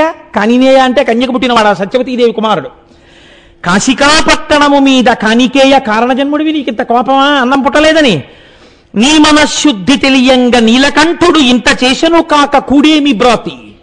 నీ మనశుద్ధిని లోకానికి తెలియజేయడం కోసమని నీలకంఠుడి పరీక్ష పెట్టాడు. తట్టుకోలేకపోగా కాశీపట్టణాన్ని శిపిద్దాం అనుకుంటున్నావా? ఎంత అమాయకుడివయా వ్యాసుడా నువ్వు. శ్రీ విశాలాక్షి బంగారు త్రిడ్డునందు అమృతపాయసమసగున అభ్యాగతులకు కాశికాపురి మధ్యాహ్న కాలమనగా వినియు నెరుగవే ఆతిథ్య వేళలందు. ఏం వినలా వ్యాసా నువ్వు? మధ్యాహ్నం అయ్యేటప్పటికి కాశికాపట్టణంలో ఉన్నటువంటి ప్రతివాడికి విశాలాక్షి అయి ఇంతంత కళ్ళతో పిల్లలు అన్నంతో ఉన్న ఆకలితో ఉన్నారేమో అని చూడ్డానికి వచ్చింది అన్నపూర్ణ. ఇక్కడ పెద్ద పెద్ద కళ్ళతో చూసి బంగారు తెడ్డుతో అన్నం పెడుతోంది మధ్యాహ్నం. ఎక్కడ ఏ రూపంలో పెట్టినా అమ్మవారి పెడుతోంది కాశీలో. అటువంటి అన్నపూర్ణ వెలిసిన క్షేత్రంలో అన్నం దొరకకపోతే ఈశ్వరుడి యొక్క పరీక్ష అన్న ఆలోచన నీకెందుకు రాలేదయా? కాశీని శపిద్దాం అనుకున్నావా? బుభుక్షిత కిన్న కరోతి పాపం. ఆకలితో ఉన్నవాడు ఏ పాపమైనా చేసేస్తారనడానికి నువ్వే ఉదాహరణయా వ్యాస. కాశీపై కోపగింపకటదు నీకు ఎంత కోపించునో ఇంత కిందుమౌళి విప్రణవుగాన నేరము వెతుకతగదు భిక్ష కొని రమ్ము మాటలు పెక్కులేలా. బ్రాహ్మణుడవయ్యా, నీ మీద నేను నిందారోపణ చేసి నువ్వు చేసింది మంచా చెడా చర్చ చేయకూడదు. దా లోపలికి. ఇటు అన్నం లేదని కదా నువ్వు ఇంత బాధపడిపోతున్నావు. వెళ్ళు, ఒక్కసారి గంగానది ఒడ్డుకి వెళ్ళి స్నానం చేసేసి మధ్యాహ్న కాలంలో చెయ్యవలసిన సంధ్యావందనం చేసి శివలింగానికి అభిషేకం చేసుకుని మీ శిష్యులతో రా, అన్నం పెడతాను అంది. ఏమిటి ఇంత మంచి ధీటిగా చెప్తోంది ఈవిడ, అన్నం పెడతానని ఇంతమంది శిష్యులతో. పెడుతుందా అనుమానపడ్డారు ఆయన. సరే, ఇన్నాళ్ళకి పెడతానన్న మనిషి దొరికింది. వెళ్ళాడు, గంగా స్నానం చేశాడు, సంధ్యావందనం చేసుకున్నాడు, అభిషేకం చేసుకున్నాడు, తిరిగి వచ్చాడు. శిష్యులతో కలిసి వచ్చాడు. లోపలికి రమ్మంది ఆవిడ. అందరూ వచ్చి కూర్చున్నారు. పాత్రలు పెట్టారు. అన్ని పాత్రలు పెట్టేశారు. పరిశేచనానికి ఎక్కడా పొగలేదు, మంచి పోపులు పెడుతున్న సువాసన లేదు, వడ్డించడానికి గుండిగలు కదుపుతున్నటువంటి చప్పుడు లేదు, కూరలు అవి కదుపుతున్న గరిటెల తప్పుళ్ళు లేవు, ఓ పచ్చళ్ళలో పోపెట్టిన వాసన లేదు. మహానుభావుడు ఎంత దర్శనం చేశాడో శ్రీనాథ మహాకవి. వండిన చొప్పును పొగపు వాసనయున్ పొగపారు చందమున్ భాంత సమృద్ధి సంపదయు పాక విభూతియు సర్వమంగళం. ఏమిటా? ఓ గిన్నెల చప్పుడు లేదు, ఓ పచ్చడికి పోపు వాసన లేదు, ఓ కూర వాసన లేదు. అండజయాన రిత్త ప్రియమాడెను. అండజయాన అంటే హంస నడకలగలిగినటువంటి తల్లి రిత్త ప్రియమాడెను. అబద్ధం చెప్పింది మనకి. ఏం లేదు ఇంట్లో పెట్టడానికి. ఇలా అంటోందేంటి? నేడును భోజనంబు లేకుండుట కాననయ్యే. ఇవాళ కూడా మనకి భోజనం లేదు, ఆకులే ఉంటాయంతే అనుకున్నాడు. అసితోత్పల గంధియు ఏమి మాయయో. ఈ నల్ల కలువ లాంటి కళ్ళున్నటువంటి ఈవిడ ఎందుకు ఇలాంటి పని చేసిందో మనకి అనుకున్నాడు. అంతే. ఇలా ఔపోసన నీళ్లు చేతిలో పట్టుకున్నారంటే ఆముత్తైదువ యాజ్ఞ విప్ర నికరం వాపోషణం బెత్తినం సామర్థ్యం బది ఎట్టిదో నిఖిలమన్ సంపూర్ణమై పత్ర పాత్రీ మధ్యంబున పిండి వంటకములున్ దివ్యాన్నముల్ షడ్ర సామాగ్రి రుచి మత్పదార్థ చేయముల్ సంధిల్లె నొక్కుమ్మడిన్. ఇలా పట్టుకునేటప్పటికీ అరిటాకు నల్లగా మత్సపడేటట్టు పొగలు కక్కుతున్న తెల్లటి అన్నం, కూరలు, పచ్చళ్ళు, పిండి వంటలు, నోటితో నాకేటటువంటి పదార్థాలు, తాగే పదార్థాలు, భక్ష్య భోజ్య లేఖ్య చోష్యములు అన్నిటితో కూడా పైన నెయ్యి అధికారం చేయబడినటువంటి ఇన్ని పదార్థాలతో విస్తరి కనపడింది. అమ్మయ్యా, ఎంత చిత్రమయ్యా, ఏమిటివిడా? అలా నిలబడి ఓ నవ్వు నవ్విందంటే అందరి విస్తరణలోకే అన్నాలు వచ్చేసాయి. ఏమీ ఆశ్చర్యం అనుకుని తింటున్నారట. కానీ అనుకున్నారు ఏమిటి, మారు పట్టరారేమిటి, పప్పు పట్టు రావాలి కదా, అయ్యా ఇంకొంచెం పప్పు వేసుకుంటారా అనాలి కదా అనుకుని ఇలా పప్పు కలుపుకుంటూ అక్కడ అనుకున్నట్ట ఇంకొక ఇంత పప్పు ఉంటే బాగుండు, ఇలా తలెత్తి చూద్దామంటే ఎవరు వడ్డించేవాళ్ళు కనపట్టలేదు అనుకున్నట్ట. ఎవ్వడే పదార్థమింతేని చింతించు అతనికా పదార్థం అంత కలిగి అరిటియాకు మీద అవతారమై ఉండు ఇట్టి మహిమ చూడమెన్నడేని. అంత పప్పు వచ్చేసేదిట. ఇలా పప్పులా కలుపుకుంటూ ఇంకొంచెం నెయ్యి ఉంటే బాగుండు, కమ్మని నెయ్యి వచ్చేసేది, కలిపేసుకుని తినేసేవాడు. కూర ఇలా కలుపుకుని అబ్బా ఎంత బాగుంది అరటికాయ ఆవపెట్టిన కూర, ఇంకొక మొక్కు ఉంటే బాగుండు అనేటప్పటికి ఇంకో ఇంత ఆవతో అరటికాయ కూర వచ్చేది, అది కలిపేసుకునేవట. ఎవడు ఎంతంత తిందామనుకుంటే అంతంత వచ్చింది. అంటే ఏంటి, మీకు ఏమిటి అర్థం అవుతోంది దీన్ని బట్టి? వడ్డించిన విస్తట్లో ఆకరణ పదార్థం ఉండిపోకూడదు. ఎవడు ఎంత తినాలని అనుకున్నాడో అంత పదార్థం వచ్చింది, కాబట్టి ఆకరణ విస్తళ్లలో అన్ని పదార్థాలు అయిపోయి. మా గురువుగారు విస్తట్లో భోంచేస్తే మా ఆవిడ ఇప్పటికీ అంటుంటుంది, గురువుగారు భోజనం చేసినట్టు ఎవరు చెయ్యగలరు అని. వేసిన ఆకు ఎలా ఉంటుందో మా గురువుగారి భోజనం అయిపోయినాకు అలాగే ఉంటుంది. కాబట్టి అంత అందంగా తినగలగాలి. అది ఈశ్వరోపాసన చేసిన వాడి భోజనం కూడా అలా ఉంటుంది. దేవతార్చన కదండి అది. కాబట్టి ఎవ్వడే పదార్థమింతేని చింతించు అతనికా పదార్థం అంత కలిగి అరిటియాకు మీద అవతారమయ్యుండు ఇట్టి మహిమ చూడమెన్నడేని. ఎక్కడన్నా చూశామయ్యా ఇలాంటి మహిమ? చక్కగా తినేశారు, ఉత్తరాపోసం పట్టేశారు, చేతులు కడిగేసుకున్నారు, సంతోషంగా వెళ్ళి ఇదిగో ఇక్కడ విశ్రాంతి మంటపంలో అందరూ హాయిగా కూర్చోండి, భక్తాయాసంతో ఉన్నారు కదా అంది. శిష్యులతో కలిసి వ్యాసుడు కూర్చున్నాడు. ఆవిడ అన్నపూర్ణ. ఇప్పుడు ఆవిడ భర్తతో కలిసి వచ్చింది. చూడండి అమ్మవారి అనుగ్రహం ఇది. ముందు శివుడికి తెలిస్తే శాపం పెడతాడు కాశీ వదిలిపోమ్మని. ఆకలితో బిడ్డ వెళ్ళిపోతాడేమో అని ముందు అన్నం పెట్టేసి శంకరుణ్ణి తీసుకొచ్చింది. శివా విశ్వస్య భేషజీ అండ్ అందుకే రుద్రం లోకాన్ని బతికించడానికి ఆవిడ హేతువు మా అమ్మ. కనుక ఇప్పుడు చంద్రబింబానన చంద్రరేఖామౌళి నీలకొంతల భార నిగలగలుడు ధవలాయతేచ్చన ధవలాకిలాంగుండు మదన సంజీవని మదనహరుడు నాగేంద్ర నిభయాన నాగకుండలధారి భువనమోహన గాత్ర భువనకర్త గిరిరాజ కన్యక గిరిరాజ నిలయుండు సర్వాంగ సుందరి సర్వగురుడు గౌరి శ్రీ విశ్వనాథుండు కనక పాదుకలు మెట్టి చట్టలు పట్టికొనుచు ఏగుదించిరి మొయ్యార మెసగ మెసగ విహరణ క్రియమాయన్న వేదికపుడు. వీళ్ళు ఎక్కడ విశ్రాంతి తీసుకుంటున్నారో అక్కడికి పార్వతీ పరమేశ్వరులు ఇలా భుజాలు తగులుతూ చేతులు పట్టుకొని వచ్చారట. తెల్లటి చేతిలో ఎర్రటి చేతివేళ్లు కలిసి వచ్చారు.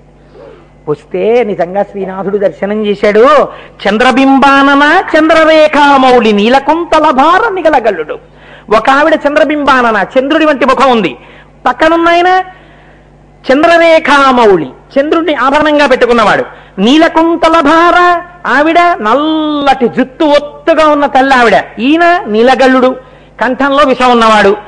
ధవలాయతేక్షణ కళ్ళలో ఎరుపు జీర తెలియకుండా తెల్లటి చూపులు చూసేటటువంటి తల్లి ఆవిడ. ధవలాఖిలంగుండు ఒళ్ళంతా తెల్లగా ఉన్నవాడు ఆయన. ఎందుకని స్ఫటికమణి నిభం, స్ఫటికం ఎలా ఉంటుందో అలా ఉంటాడు మా స్వామి. మదన సంజీవని ఆయనేమో మన్మధుణ్ణి చంపేసినవాడు.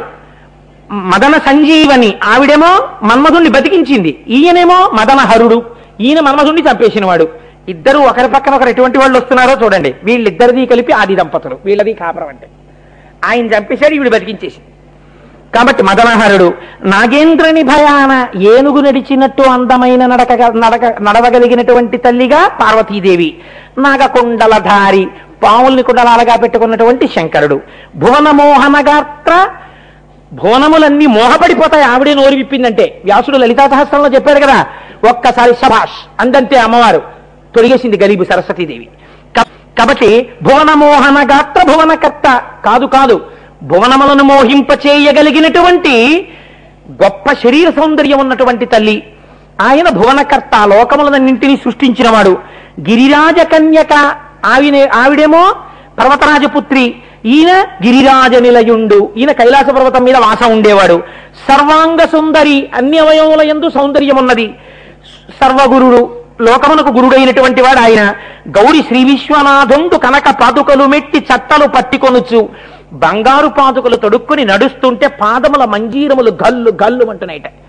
అలా ఏగుదించిరి మొయ్యార మెసగ మెసగ ఒయ్యారంతో ఇద్దరూ కలిసి నడిచొచ్చారట. విహరణ క్రియమాయున్న వేదికప్పుడు అప్పుడు మేము విశ్రాంతి తీసుకుంటున్న వేదిక దగ్గరికి వచ్చారు పార్వతీ పరమేశ్వరులు. చెప్తున్నాడు మహానుభావుడు వ్యాస మహర్షి. వచ్చి అమ్మవారి వంక చూశాట. ప్రసన్నంగా నవ్వుతోందట. అయ్యవారి వంక చూసేట అని ఉన్నట్ట. ఏంటి ఇంత కోపంగా ఉన్నాడినా అని బెంగ పెట్టుకున్నట్ట. ఇదేంటి ఎప్పుడు చూడలేదే, ఇలా ఉన్నాడేంటి కోపంగా నా పట్ల, అమ్మవారి ఇంత ప్రసన్నంగా ఉంది అనుకున్నట్ట. శంకరుడు అన్నట్ట, ఏమిరా నువ్వు ప్రాజ్ఞుడవని 7 రోజులు అన్నం దొరకకపోయినా ముక్తక్షేత్రంలో ఎలా ఉండాలో అలా ఉంటావని నీకు పరీక్ష పెడితే నువ్వు తట్టుకోలేకపోగా నా చేత నిర్మింపబడి కొన్ని కోట్ల మందికి మోక్షం ఇవ్వడం కోసమని సిద్ధం చేయబడినటువంటి వారణాసి పట్టణంలో ఎవరు ఉండకుండా చేద్దాం అనుకుంటున్నావా అని శాపవాక్యంతో ఎంతకి తెగించావురా? ఏది నా లక్ష్యమో ఏది నా ధ్యేయమో దాన్ని శాపం ఇవ్వాలనుకుంటున్నావా అంటే ఆయన సంకల్పానికి వ్యతిరేకంగా ప్రయత్నించాడు. శివ సంకల్పమస్తు అనవలసిన వాడు వ్యతిరేక్తంగా ప్రవర్తించాడు. ఎందుకు నీ అభిషేకం ఇంకా, ఎందుకు నువ్వు చదువుకున్నటువంటి శాస్త్రం ఇంకా, ఎందుకు నీ తపస్సు ఇంకా, నీవిహ కాశీలో ఉండడానికి అర్హుడవు కావు. కాబట్టి నువ్వు కాశీ విడిచి ఉత్తర. శ్రీనాథుడు ఎంత చమత్కారం చేశాడంటే ఆయన అన్నాడు, కాశి శివునకు శుద్ధాంత కాంతగాన దానిపై నల్గి కోప పాత్రంబనైతి కాశి గౌరికి సవతియవు కాన నేను దానిపై నల్గి ప్రేమ పాత్రంబనైతి అన్నాడు. వ్యాసుడు చెప్పుకున్నాడు అగస్త్య మహర్షితోటి. ఏమైందో తెలుసా? పార్వతీదేవికి గౌరీదేవికి కాశీ ఏమవుతుంది? సపత్ని అంటే ఆ భర్తకి ఉన్నటువంటి 4 భార్యల్లో ఆవిడ కూడా సకలత్రి అంటమే, అంటే ఇంకొక భార్య. ఒకే భర్తకి 4 భార్యలు ఉంటే ఒక భార్యకి పక్కన ఇంకో భార్య మీద కోపం ఉంటుంది కదండి. పరమశివుడికో 4 భార్యలు కాబట్టి 4 ఎందు ప్రేమ, అంటే నిజంగా శివుడికి 4 భార్యలు అనుకోకండి, 4 ఎందు ప్రేమ ఉన్నవాడి 4 ఎందు. కాబట్టి ఇప్పుడు నేను కాశీ జోలికి వెళ్ళాను కాబట్టి శివుడికి కోపం వచ్చింది. అమ్మవారికి ఎందుకు సంతోషం వచ్చిందో తెలుసా? శంకరుడి 4 భార్యల్లో ఆవిడ పక్కనున్న ఇంకో భార్య జోలికి వెళ్ళాను కాబట్టి ఆవిడికి సంతోషం వచ్చింది, నన్ను చల్లగా చూసింది అన్నాడు. ఎంత చిత్రం చూడండి. వెనక్కి తిరిగి బాధతో అయ్యో కాశీ విడిచిపెట్టి వెళ్ళిపోవడమా అని అడుగులు వేస్తున్నట్ట. అమ్మవారు అందుట వెనక నుంచి, ఓయ్ వ్యాస, ఎక్కడికి వెళ్ళి ఏం బతుకుతావు? అన్నం కోసం కదా తప్పించావు, మోక్షం అడగవలసిన చోట మోక్షానికి కాకుండా అన్నం కోసం ఏడిచావు. ఎక్కడికెళ్ళి ఏడ్చినా మళ్ళీ ఈయనయా ఉద్ధరించాలి, ఇంకెవడున్నాడు ఉద్ధరించడానికి? అన్నం అడిగావు కాబట్టి భోగము నెరవేరాలి, అన్నము దొరకాలి, తపస్సు నడవాలి, నీకు ఈశ్వరానుగ్రహము కలవాలి. కాబట్టి భోగము మోక్షము 2 దొరుకుతాయి కాబట్టి దక్షారామం వెళ్ళిపోవందిట. అప్పుడు వ్యాసుడు శిష్యులతో దక్షారామం. కాబట్టి ఇది అన్నపూర్ణతత్వం అంటే. ఆ అన్నపూర్ణమ్మ అలా అందరికీ అన్నిటినీ ఇయ్యగలదు. అటువంటి తల్లి ఉన్నటువంటి క్షేత్రం ఆ కాశీ క్షేత్రం. అక్కడ చూడండి, మనం వెళ్ళినప్పుడు తప్పకుండా కాలభైరవ దర్శనం చేస్తాం. ఈ కాలభైరవుని యొక్క దర్శనం అయితే తప్ప, కాలభైరవుని యొక్క అనుగ్రహం ఉంటే తప్ప కాశీపట్టణంలోకి ప్రవేశించలేరు. ఎవరీ కాలభైరవుడు? నేను శివమహాపురాణంలోంచి ఒక అవతారం కూడా చెప్పేసినట్టు ఉంటుంది. ఒకానొకప్పుడు బ్రహ్మగారికి కూడా 5 తలకాయలు ఉండేవి, శంకరుడికి 5 తలకాయలు ఉండేవి. బ్రహ్మగారికి అహంకారం వచ్చింది, నాకు 5 తలకాయలు ఉన్నాయి, ఈయనకి 5 తలకాయలు ఉన్నాయి, సమానత్వం చూసుకున్నాడు. 5 తలకాయలతో సమానత్వం చూసుకున్నాడు. చూసుకుని ఈయన నాకు చెప్పేదేమిటి, ఈయన చెప్పిన మాట నేను వినక్కర్లేదని ఈయన్ని ధిక్కరించి మాట్లాడాడు. వెంటనే శంకరుడు సంకల్పం చేసి కాలభైరవుణ్ణి సృష్టించాడు. ఆ కాలభైరవుడు ఏం చేశాట? పెనువ్రేలి కొనగోర బిసరుహాసను మోము గెందమ్మి విరివోలే గిల్లినాడు. ఆ కాలభైరవుడు తన యొక్క పెనువ్రేలి అంటే పెద్దవేలు బొటనవేలి గోటితో ఆ బ్రహ్మగారి యొక్క 5 తలకాయల్లో ఓ తలకాయని పువ్వుని గిల్లినట్టు గిల్లేశాడు. గిల్లేస్తే శంకరాచార్యులు వారు అన్నారు, మృణాళీ మృద్వీనాం అన్నారు. అమ్మ నీ చేతులు తామర పువ్వుల్లా ఉంటాయి కదా, నీ చేతులు తామర తూడుల్లాగా, చేతులు తామర పువ్వుల్లాగా ఉంటాయి. ఆయన సరసిజభవస్తౌతివదనై, ఆయన తామర పువ్వులోంచి పుట్టాడు బ్రహ్మగారు. ఆయనకి ఏమిటి భయం?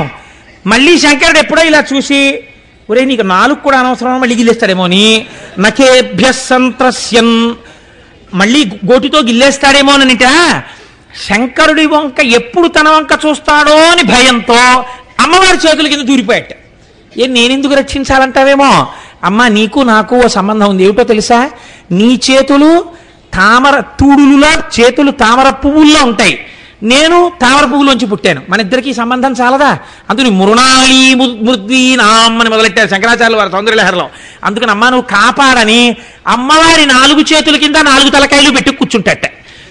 అమ్మవారి చేతుల కింద తలకాయలు ఉన్నాయనుకోండి, ఇలా తలవంక చూద్దాం అనుకునేటప్పటికి అమ్మవారి చేయి కనబడుతుంది. కనబడితే స్ఫురద్గండాభోగ ప్రతిఫలిత తాటంక యుగళం చతుశ్చక్రం మన్యే తవ ముఖమిదం మన్మదరథం యమారుహ్యద్రుహ్యత్కవనిదమర్కేందుచరణం మహావీరోమార ప్రమదపతయే సంజితవతే. ఆవిడ స్వాధీన వల్లభ. ఆవిడ చెయ్యి కనపడగానే ఈయన మురిసిపోయి దృష్టి ఇంకోవైపు పెట్టేస్తాట. కాబట్టి అమ్మా నీ 4 చేతుల కింద 4 తలకాయలు అప్పటి నుంచి దాచుకున్నారమ్మా బ్రహ్మగారు అన్నారు మహానుభావుడు శంకర భగవత్పాదాచార్య స్వామి. అలా ఏ మహానుభావుడు తన బొటనివేలి గోటితో చతుర్ముఖ బ్రహ్మగారి యొక్క 5వ సరస్సు గిల్లేశాడో అది కాలభైరవ అవతారం. వీటి పెద్ద తలారి దిశమల వేల్పు కర్రి వ్రీడాశూన్య కటికోపుర ద్వార పరిరక్షకుండు కాలభైరవుండు. ఆయన వారణాసి పట్టణానికి అంతటికీ కూడా కాపలాదారు అయి ఉంటాడు. ఆయన అనుగ్రహం లేకుండా లోపలికి వెళ్ళలేరు. కనుకనే కాలభైరవ దర్శనం చేసి విశ్వేశ్వర దర్శనం చేయడం చాలా ఉత్తమం. విశ్వేశ్వర దర్శనం చేసి కాలభైరవ దర్శనం చేయడం కన్నా కాలభైరవ దర్శనం చేసి విశ్వేశ్వర దర్శనం చేయడం మరింత పూర్ణత్వాన్ని ఇస్తుంది. ఎందుచేతంటే ఆయన అనుగ్రహాన్ని అపేక్షించి వెడితే చాలా సంతోషిస్తాడు. కనుక అది కాలభైరవుడు. అలాగే మీరు చూడండి, మనకి కాశీపట్టణంలో తప్పకుండా చూడవలసినటువంటి సూర్యశక్తి ఒక చోట కేంద్రీకృతమై ఉన్నది. దీన్ని లోలార్కుడు అని పిలుస్తారు. ఈ లోలార్కుడు గురించి ఒక మాట చెప్తారు. తస్యార్కస్యమనో లోలం యదాసీత్ కాశీదర్శనే అతో లోలార్క ఇత్యాఖ్య కాశ్యాం జాత వివస్వతః.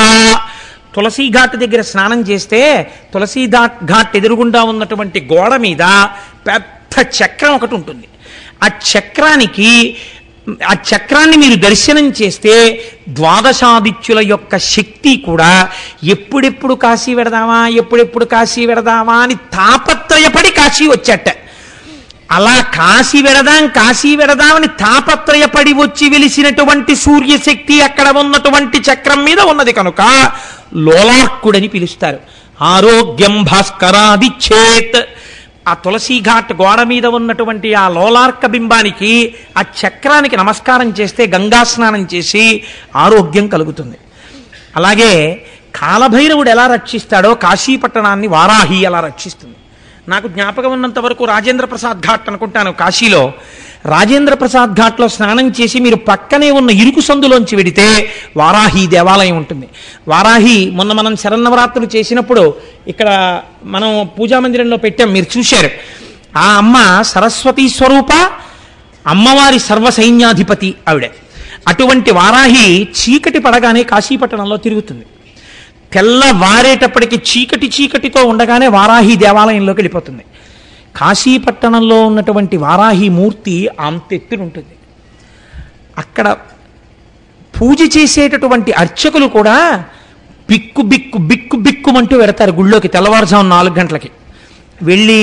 అసలు అమ్మవారిని ఇలా ఎదురుకుండా నిలబడి పూర్ణంగా పైనుంచి కిందకి చాలా మంది చూడలేరు, అసలు అలా ఉంటుంది వారాహి. కనుక ఏం చేస్తారంటే అర్చకులు లోపలికి వెళ్ళి తెల్లవారే లోపలే గబగబా పూజ చేసి నైవేద్యం పెట్టేస్తారు. ఎందుకంటే ఆవిడ పడుకుంటుంది పగటిపూట, రాత్రి మళ్ళీ లేచి కాశీలో తిరుగుతుంది. అమ్మవారిని చూడడానికి వారాహి దేవాలయం స్లాబ్ మీద కన్నాలు ఉంటాయి. వాటికి మీరు కొంచెం దూరంగా వెళ్ళి ఆ కన్నంలోంచి చూస్తే వారాహి కనపడుతుంటుంది. మీరు పూర్ణంగా వారాహిని చూడలేరు, శక్తి సరిపోదని దేవాలయం లోపలికి పంపరు వారాహి దగ్గరికి, పైన కన్నంలోంచి చూడాలి. అటువంటి వారాహి కదిలేటటువంటి తల్లి. ఆ వారాహి దర్శనాన్ని మీరు వారణాసి పట్టణంలో చేస్తే ఈశ్వరుడి వైపుకి బుద్ధి తిరుగుతుంది. వారాహి అంటే వీర్య సమృద్ధినియ్యగలిగినటువంటి తల్లి. కేవల కామ్యము చేత నష్టమైపోకుండా ఈశ్వరానుగ్రహము వైపుకి బుద్ధిశక్తిని ప్రవేశపెట్టగలిగినటువంటి తల్లి. రెండవది ఆదికేశవుడు. తప్పకుండా కాశీలో చూడవలసినది పాదోదకంబను ప్రథమ తీర్థంబున ఆదికేశవుడన అధివసింతు. ఎన్నో విష్ణువాలయాలు ఉన్నాయి. మొట్టమొదట వచ్చి అక్కడ నివాసం ఏర్పరచుకున్నటువంటి విష్ణువాలయానికి ఆదికేశవాలయం అని పేరు. ఆ ఆదికేశవాలయాన్ని దర్శనం చెయ్యాలి. తర్వాత డుంఠి గణపతి అని ఒక గణపతి ఉంటారు. మనకంటే ఇక్కడ సాధారణంగా ఏంటంటే నల్లగా వదిలేస్తూ ఉంటారు మూర్తిని. అసలు నేను ఒక మాట అంటే మీరు నన్ను క్షమించండి, ఇక్కడ చాలా గణపతి దేవాలయాలు మీరు చూసి మీరు తమిళనాడు వెడితే మనకి సిగ్గేస్తుంది. ఏమిట్రా మనం చేస్తున్నటువంటి పూజ ఇక్కడ. అందుకే ఆంధ్రదేశం ఇన్ని వనరులున్న వృద్ధిలోకి రాలేదు. ఏ వనరులు దీంతో పోలిస్తే సమానంగా లేని తమిళనాడు విద్యాపరంగా, పారిశ్రామికంగా, ఐశ్వర్యంలో అంత దెట్టయిపోయింది. స్వాతంత్రం రాకపూర్వమే మెట్రోపాలిటన్ సిటీ అయిందంటే అక్కడ చేసే ఉపాసన అలా ఉంటుంది. మొన్న నేను నాతో వచ్చిన వాళ్ళకి అరుణాచలంలో అనుకుంటా చూపించాను. మనకి శాస్త్రంలో ఒక మర్యాద ఉంది. ప్రాతస్మరామి గణనాద మనాద బంధుం సింధూర పూరప దిశోభిత గండ యుగ్మం ఉద్దండ విఘ్నపది కండ నచండ దండ మాఖండలాది సురనాయక బృంద వంద్యం. హనుమకి గణపతికి సింధూరం పూసి ఉంచాలి. మీరు ఆది అన్నామలై దేవాలయానికి వెళ్ళండి, గణపతి అంట సింధూరం రాసి ఉంటాడు. ప్రతి గణపతి పాదాల దగ్గర చక్కగా తెల్లటి వస్త్రాలు కట్టేసి గరిక పెట్టి ఉంటుంది, గరికతో పూజ చేసి ఉంటాయి. మన దేవాలయాల్లో నన్ను క్షమించండి, ఎన్ని గణపతి దేవాలయాల్లో పాదాల దగ్గర ఇంతంత దుర్వారములు కనపడతాయి మీరు చూడండి. ఎంతమంది గండస్థలానికి సింధూరం రాసి ఉంటాయి మీరు చూడండి. గణపతి నవరాత్రులు చేస్తారు, ఒక్క గణపతి మూర్తి యొక్క చెక్కిళ్ళకి సింధూరం రాసిన గణపతిని నాకు చూపించండి. అసలు సింధూరంతో పూజ చెయ్యం మనం. తమిళనాటంతా సింధూరం అలదేస్తారు గణపతులకి. అందుకే అంత మంగళప్రదంగా ఉంటాడు అక్కడ ఉండేటటువంటి గణపతి. అందుకే వాళ్ళకి అన్ని ప్రాజెక్టులు వస్తున్నాయి. కనుక వారణాసి క్షేత్రంలో డుంఠి గణపతి అని ఉన్నారు. డుంఠి గణపతి అంటే ఏమిటో తెలుసా అండి?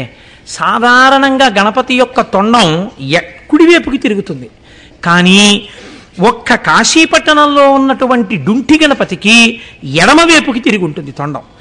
ఎడమవైపుకి తొండము తిరుగున్నవాడు కాబట్టి ఆయనకి డుంఠి గణపతి అని పేరు.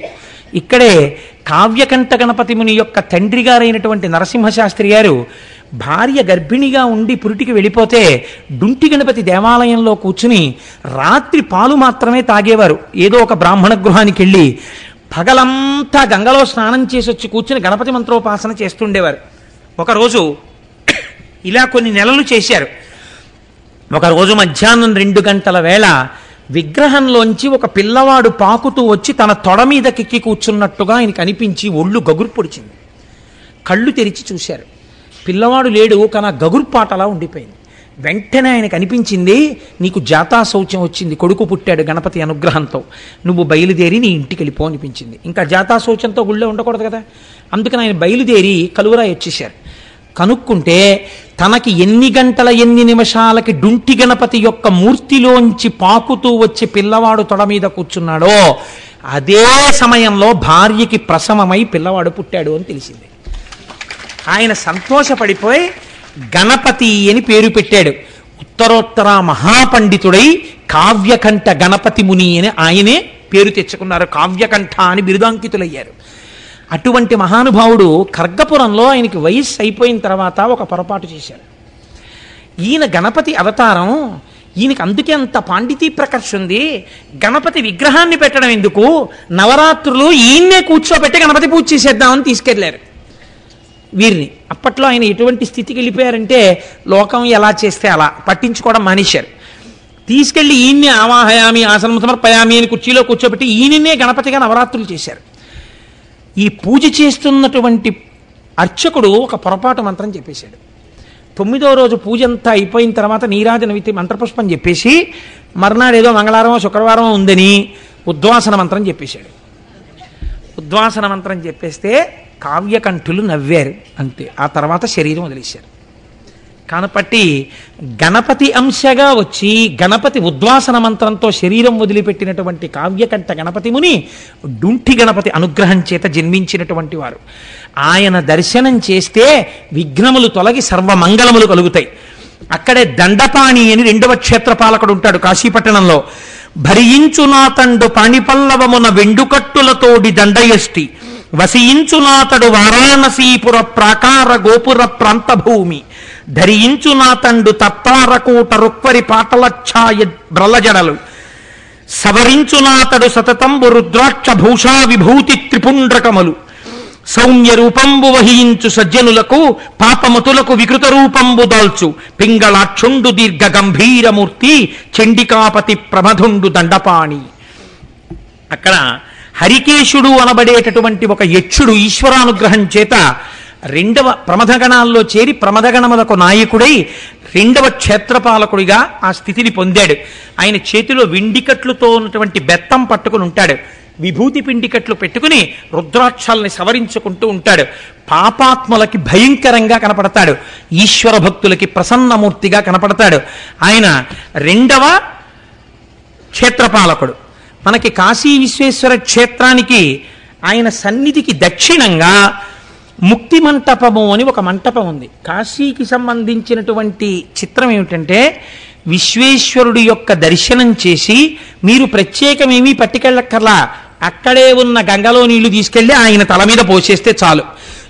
శివుని శిరమున కాశీని నీళ్లు జల్లి పత్తిరి సుమంతనెవ్వారు పారవయిచు, కామధేనువు వానింటి గాడి పశువు, అల్ల సురశాఖ వానింటి మల్లె చెట్టు. ఆయన యొక్క కారుణ్యం అటువంటిది. ఇటువంటి శివలింగానికి మీరేం చేస్తారు? వెళ్ళి అభిషేకం చేయడమే. అన్నపూర్ణమ్మని మీరేం చేస్తారు? నమస్కారం పెట్టి అమ్మా ఎప్పుడూ అన్నానికి లోటు రాకుండా చూడండమే. అందరూ అన్నం అడిగారు. శంకరాచార్యులు వారు అన్నారు, అమ్మా జ్ఞాన వైరాగ్య సిద్ధ్యర్థం భిక్షాందేహీ చ పార్వతి అన్నారు. అమ్మ నాకు జ్ఞాన వైరాగ్యములను భిక్షగా పెట్టమ్మా అని అడిగారు. అందుకని మహాపురుషుడయ్యారు, జగద్గురువులయ్యారు. మనకి విశ్వేశ్వర దర్శనం చేసిన తరువాత విశ్వేశ్వర దక్షిణ సన్నిధికి దక్షిణంలో ముక్తి మంటపము అని ఒక మంటపం. ఆ మంటపంలో కూర్చుని తప్పకుండా ఏదో ఒక శివకథ చెప్పుకుని వారణాసి విడిచిపెట్టాలి అని నియమం. వారణాసి వెళ్ళామండి వచ్చేసామండి కాదు, విశ్వేశ్వర దర్శనం చేసుకుని ముక్తి మంటపంలో కూర్చోవాలి. ఎంతో ఒక చిన్న శివకథ చెప్పుకోవాలి, అక్కడ చెప్పుకుని రావాలి. వీలైతే మణికర్ణికా స్నానం చేసి వెళ్ళమన్నారు తప్పకుండా గంగా స్నానానికి. ఇక్కడే ఈ ముక్తి మంటపంలోనే ఒక చిత్రం జరిగింది.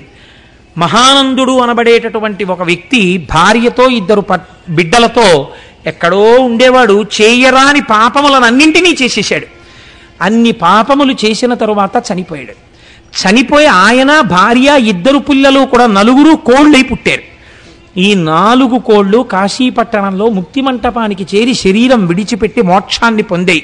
ఆ 4 కోళ్ళు కూడా మంటపంలో కనపడతాయి మనకి. దాన్ని కుక్కుట మంటపము అని పిలుస్తూ ఉంటారు, కుక్కుట చతుష్టయము అని పిలుస్తూ ఉంటారు. కాబట్టి తప్పకుండా మనం పాపం పోవడానికి ముక్తి మంటపాన్ని ఒకసారి దర్శనం చేసి ఒక చిన్న శివకథ చెప్పుకొని బయలుదేరాలి అక్కడి నుంచి. మనకి కాశీ వెళ్ళలేకపోతే, ఏ కారణం చేతనైనా కాశీ వెళ్ళలేకపోతానన్న వాడి కోరిక తీరడానికి ఏదైనా మార్గం ఉందా అని అడిగితే, కాశీ తప్పకుండా దర్శనం చేసి తీరవలసిన క్షేత్రం. మనుష్య జన్మనెత్తినవాడు కాశీ వెళ్ళవలసిందే. ఒకవేళ ఏ కారణం చేతనైనా కాశీ వెళ్ళకపోతే ఏం చెయ్యాలి అంటే, శాస్త్రం అంది 5 కాశీలు ఉన్నాయి. ఈ 5 కాశీలలో కనీసం ఏదో ఒక కాశీకి వెళ్ళాలి. ఒకటి కాశీ ఉన్నటువంటి వారణాసి, 2 కేదారము, కేదార క్షేత్రానికి వెళ్ళాలి, 3 శ్రీశైలము, 4 శ్రీకాళహస్తి, 5 పట్టిసము. మనం ఆ పట్టిసం అన్న తీర్థం మనకి దగ్గరలోనే ఉంది. అక్కడ వీరభద్రుడు దక్షయజ్ఞ ధ్వంసం చేసేసిన తరువాత దేవతలందరినీ తెగటార్చినటువంటి నెత్తుటితో కూడిన ఖడ్గాన్ని ఆ పట్టిసం దగ్గర ఉన్నటువంటి నదిలో కడిగేట. చేతిలో పట్టుకున్నటువంటి ఖడ్గాన్ని, రక్తంతో కూడిన ఖడ్గాన్ని అక్కడ కడిగాడు కాబట్టి ఆ క్షేత్రానికి పట్టిసం అని పేరు వచ్చింది. కాబట్టి 5 కాశీలే. ఓపిక లేకపోతే, ఓపిక ఉంటే కాలుష్యమండి, ఓపిక ఉంటే కాశీ వెళ్ళాలి. ఓపిక లేకపోతే ఈ 5 కాశీలలో కనీసం ఒక్క కాశీ అయినా జన్మాంతరంలో చూడాలి. మన అదృష్టం చూడండి, ఆంధ్రదేశంలో శ్రీశైలం, శ్రీకాళహస్తి, పట్టిసం 3 క్షేత్రాలు ఉన్నాయి. 3 కాశీలు మన ఆంధ్రదేశంలో ఉంటే అసలు కాశీ ఉత్తర భారతదేశంలో ఉంది. కాబట్టి మనం ఎంత భాగ్యవంతులం. అయితే వారణాసి గురించి చెప్పినప్పుడు రెండింటిని తప్పకుండా ప్రస్తావన చెయ్యవలసి ఉంటుంది. వారణాసి నేను ఎంత చెప్పినా విడుతుందంటే అది నేను ఎంతకని చెప్పగలను. కాబట్టి ఎక్కడో అక్కడ ముగించాలి. విశాలాక్షి అని ఒక అమ్మవారిని చూస్తాం. విశాలాక్షి అంటే బాగా కన్నులు తెరిచి చూసేటటువంటి తల్లి. ఈ అమ్మవారినే శంకరాచార్యులు వారు సౌందర్యలహరిలో ఒక శ్లోకం చెప్పారు. దృశాద్రాఘీయస్యాదరదలిత నీలోత్పల రుచ దవీయాంసం దీనం స్నపయ కృపయా మమపి శివే అనేనాయం ధన్యో భవతి నచితే హానిరియత వనేవా హర్మ్యేవా సమకర నిపాతో హిమకరహ అన్నారు. అమ్మవారుట ఈ బ్రహ్మాండములు ఎంతవరకు ఉన్నాయో అంతకన్నా ఎక్కువ దూరం ఆకర్ణాంత విశాల నేత్రములు కదా, ఇక్కడ వరకు ఉంటాయి కదా కళ్ళు. ఇక్కడ వరకు కళ్ళుంటే అసహ్యంగా ఉండదా అండి అంటారు చాలామంది. మీరు ఒక్కసారి ఎప్పుడైనా భీమవరం వెళ్ళి మావుళ్ళమ్మ తల్లి అని ఉంది అమ్మవారు, నేను అక్కడ చూసి ఆకర్ణాంత విశాల నేత్రములు అంటే అమ్మవారి కళ్ళు ఇక్కడ వరకు ఉంటాయి. ఇక్కడి వరకు అమ్మవారి యొక్క కళ్ళు ఉంటే అసలు నిజంగా ఎంత అందంగా ఉంటుందో చూడాలంటే మీరు మావుళ్ళమ్మ తల్లిని చూడండి ఒకసారి భీమవరం వెళ్ళి. అయ్య బాబోయ్ ఏమిట్రా ఈ స్వరూపం, ఏమందనరా అనిపిస్తుంది. ఆవిడ రెండు కళ్ళు ఇలా బ్రహ్మాండం అంతా తిప్పుతూ చూస్తుంటుందిట. ఎవరు అమ్మా అని పిలుస్తారో అలా పిలిచారా పరిగెత్తి వెళ్ళిపోవాలి ఆవిడ, రక్షించాలంటే. నఖైర్నాక స్త్రీణాం కరకమల సంకోచతిభి తరుణాం దివ్యానాం హసతి యువతే చండిచరణౌ ఫలాని స్వస్యేభ్యః కిసలయ కరాగ్రేణ దదిత దరిద్రేభ్యో భద్రాం శ్రియమనిశ మహ్నాయ దదతౌ అంటారు శంకరాచార్యులు వారు. అమ్మ మాకు భయం ఏమిటమ్మా, మేము ఎక్కడున్నాం ఒక్కటే మాట చెప్తాం అమ్మా అంటాం అంతే. నువ్వు ఇలా చూస్తావు మా వంక రక్షించేస్తావు, నీ కన్నులతో నీ చూపులతో రక్షిస్తావమ్మా. చాప పిల్లల్ని పోషించినట్టు, తాబేలు తాబేటి పిల్లల్ని పోషించినట్టు నువ్వు నీ చూపులతో మమ్మల్ని పోషిస్తావు కనుక అమ్మ నువ్వు విశాలాక్షివి, మా ప్రయత్నం అక్కర్లేదు, నువ్వే చూసుకుంటుంటావు పిల్లల్ని. అమ్మ చూడండి వంట చేస్తూ ఉంటుంది, అటు తిరిగి వంట చేస్తూ ఆ వంకాయలు తరుక్కోవాలి అందనుకోండి, పిల్ల గబగబా తెచ్చి కత్తిపీటెట్టుకుని వంకాయ తరగబోతుంది అనుకోండి, వద్దు అంటుంది, ఎక్కడ చేయి కోసుకుంటుందో అని. అటు వంట చేసుకుంటున్నా ఇటు పిల్లల్ని ఒక కంట జాగ్రత్తగా చూసుకునే అమ్మలా కాశీలో వెలిసి ఉన్నా తన కళ్ళు విశాలంగా చూస్తూ తిప్పుతూ తన బిడ్డలందరినీ చూసుకుంటుందట. ఆ బ్రహ్మకీట జననీ కదా అటువంటి తల్లి ఆ విశాలాక్షి. ఆ విశాలాక్షి దర్శనం చేయకపోతే మనం కృతజ్ఞులం అయిపోవండి. అక్కడే శ్రీచక్రేశ్వరుడు ఉన్నాడు మహానుభావుడు. భాస్కరాచార్యులు వారు ఆ లలితా సహస్రనామ స్తోత్రానికి వ్యాఖ్యానం చేస్తున్నారు. మహాచతుషష్టి కోటి యోగిని గణసేవిత అని ఒక నామం ఉంది. 64 కోట్ల మంది పరివార దేవతల చేత స్తోత్రం చేయబడుతుంది లలితాపరా భట్టారికా స్వరూపము అని. వారణాసి ఒడ్డున కూర్చుని ఉంటే అక్కడ కుంకుమానంద స్వాముల వారని చెప్పి, నేను చాలా కాలం అయింది ఆ పేరుని కరెక్టే చెప్పాను అనుకుంటున్నాను, కుంకుమానంద స్వామి వారి శిష్యులు భాస్కరాచార్యుల వారిని వచ్చి అడిగారు, 64 కోట్ల పరివార దేవతలు అంటున్నారు కదా వాళ్ళ పేర్లు చెప్పండి అన్నారు. అంటే భాస్కరాచార్యుల వారు అన్నారు, మీరు ఇవాళ సాయంకాలం సంధ్యావందనం చేసుకుని రండి, నేను స్నానం చేసి కూర్చుంటాను, మీరు విందురు గాని చెప్తానన్నారు. ఇంతమంది బ్రాహ్మణులు వచ్చి గంగ ఒడ్డున కూర్చున్నారు, ఈయన కూడా స్నానం చేసి కూర్చున్నారు. వింటారా అన్నారు. వింటామన్నారు. అమ్మవారికి నమస్కారం చేశారు భాస్కరాచార్యుల వారు. 64 కోట్ల మంది దేవతలు ఆకాశంలో కూర్చుని తమ గురించి తామే చెప్పుకోవడం మొదలెట్టారు. హడిలిపోయారు విన్నవాళ్ళందరూ. అటువంటి భాస్కరాచార్యుల వారు మహానుభావుడు లలితా సహస్రనామ స్తోత్రానికి వ్యాఖ్యానం పూర్తి చేసిన తరువాత మనం కాశీ విశ్వేశ్వరుడు దేవాలయంలోంచి బయటికి వస్తే ఎడం పక్కన ఒక గుడి ఉంటుంది. ఆ గుడిలోకి మీరు లోపలికి వెళ్ళగానే కుడి చేతి పక్కకి తిరిగి కొంచెం లోతుగా ఉంటుంది. అక్కడికి వెడితే శివలింగం మీద శ్రీచక్రం వేసి ఉంటుంది. ఆ శ్రీచక్రంతో కూడినటువంటి శివలింగాన్ని నా చేత లలితా సహస్రనామ స్తోత్ర భాష్యం అమ్మవారు చేయించిందని కృతజ్ఞతతో భాస్కరాచార్యుల వారు ప్రతిష్ఠ చేసినటువంటి శివలింగం ఆ శివలింగం. దాని యందు అమ్మ అయ్యా కలిసి ఉన్నారు. వెళ్ళి నమస్కరిస్తే ఎంత పొంగిపోతుందో తల్లి. ఎన్ని చిత్రాలు కాశీపట్టణంలో ఇలాంటివి. మీకు ఇవన్నీ ఒకెత్తు, ఒకటి నేను చెప్పకుండా పూర్తి చేస్తే నేను కాశీ గురించి ప్రసంగమే చెయ్యని వాడిని అవుతాను. కాశ్యాంతు మరణాన్ ముక్తి. కాశీలో చచ్చిపోతే చాలు మోక్షం వస్తుంది. వస్తుందా? అలా ఎలా వస్తుంది? నిజంగా వస్తుందా?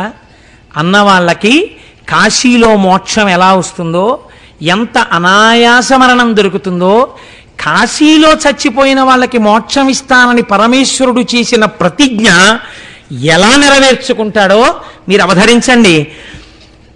ఆయుర్దాయం అయిపోయి ఇంకా ఊపిరందక ఆయాసంతో కొట్టుకుంటూ ఒళ్ళంతా చెమటలు పట్టేసి నేల మీద పడిపోతే అయ్యయ్యో కింద పెట్టేయండి కింద పెట్టేస్తే అది మనుష్యులే కాదు పిపీలి కాది పర్యంతంలో ఏదైనా సరే కొట్టుకుంటుంటే అందామంటే ఊపిరి అందకపోతే ఒళ్ళంతా చెమట్లు పట్టేసి కొడుకే వచ్చి నానా నానా అన్న వినపడక అయోమయావస్థలోకి వెళ్ళిపోతున్నటువంటి స్థితిలో అప్పుడు ఆ మరణావస్థ ఎంత భయంకరంగా ఉంటుందో అప్పుడు వీడు బెంగ పెట్టుకోకుండా ఎంత చిత్రం జరుగుతుందోట చూడండి. పాలిండ్లు కదలంగ పసపు పయ్యద వీచు అచలాధిపతి కూర్మి ఆడబిడ్డ. పార్వతీదేవి అటువంటి ప్రాణాలు వదిలిపెట్టడానికి సిద్ధపడిన వాళ్ళ దగ్గరికి ముందొచ్చి కూర్చుంటుందిట. అమ్మవారు కూర్చోగానే ధునోతుద్ధాంతం నస్తులిత దళితేందీవరవనం ఘనస్నిగ్ధశ్లక్షణం చికుర నికురంబం తవ శివే యదీయం సౌరభ్యం సహజముపలబ్ధం సుమనసో అంటారు శంకరాచార్యుల వారు. అమ్మవారి కురులకి సువాసనలు ఉంటాయి. ఆ సువాసనల్ని తాము పొందడం కోసం దేవతా వృక్షాల పువ్వులు అమ్మవారి కురులకి చేరాలనుకుంటాయిట. అటువంటి కురులు కలిగినటువంటి అమ్మవారు వచ్చి వాడి పక్కన కూర్చుంటుందిట. కూర్చునేటప్పటికీ అమ్మవారి చేతులకు పెట్టుకున్నటువంటి గాజుల యొక్క గల్లు వినపడుతుందిట. అమ్మవారి చరణ మంజీరపు ధనులు వినపడతాయిట. ఈ ప్రాణం పోతున్నవాడు ఎక్కడ నుంచి వచ్చిందిరా ఈ సువాసన, ఎక్కడ నుంచి వచ్చిందిరా ఇంత ఆనందం అని చూస్తాట. పాలిండ్లు కదలంగ పసపు పయ్యద వీచు అచలాధిపతి కూర్మి ఆడుబిడ్డ. ఆ హిమవంతుడి కూతురు మా అమ్మ పార్వతీదేవి ఉందే, ఆవిడొచ్చి పక్కన కూర్చుని, కాశీలో చచ్చిపోతున్నావురా, మా ఆయన ప్రతిజ్ఞ చేశారు నువ్వు బాధగా వెళ్ళకూడదని పవిట తీసి ఆ పవిటతో వీస్తుంది ఆ వెళ్ళిపోతున్న వాడికి.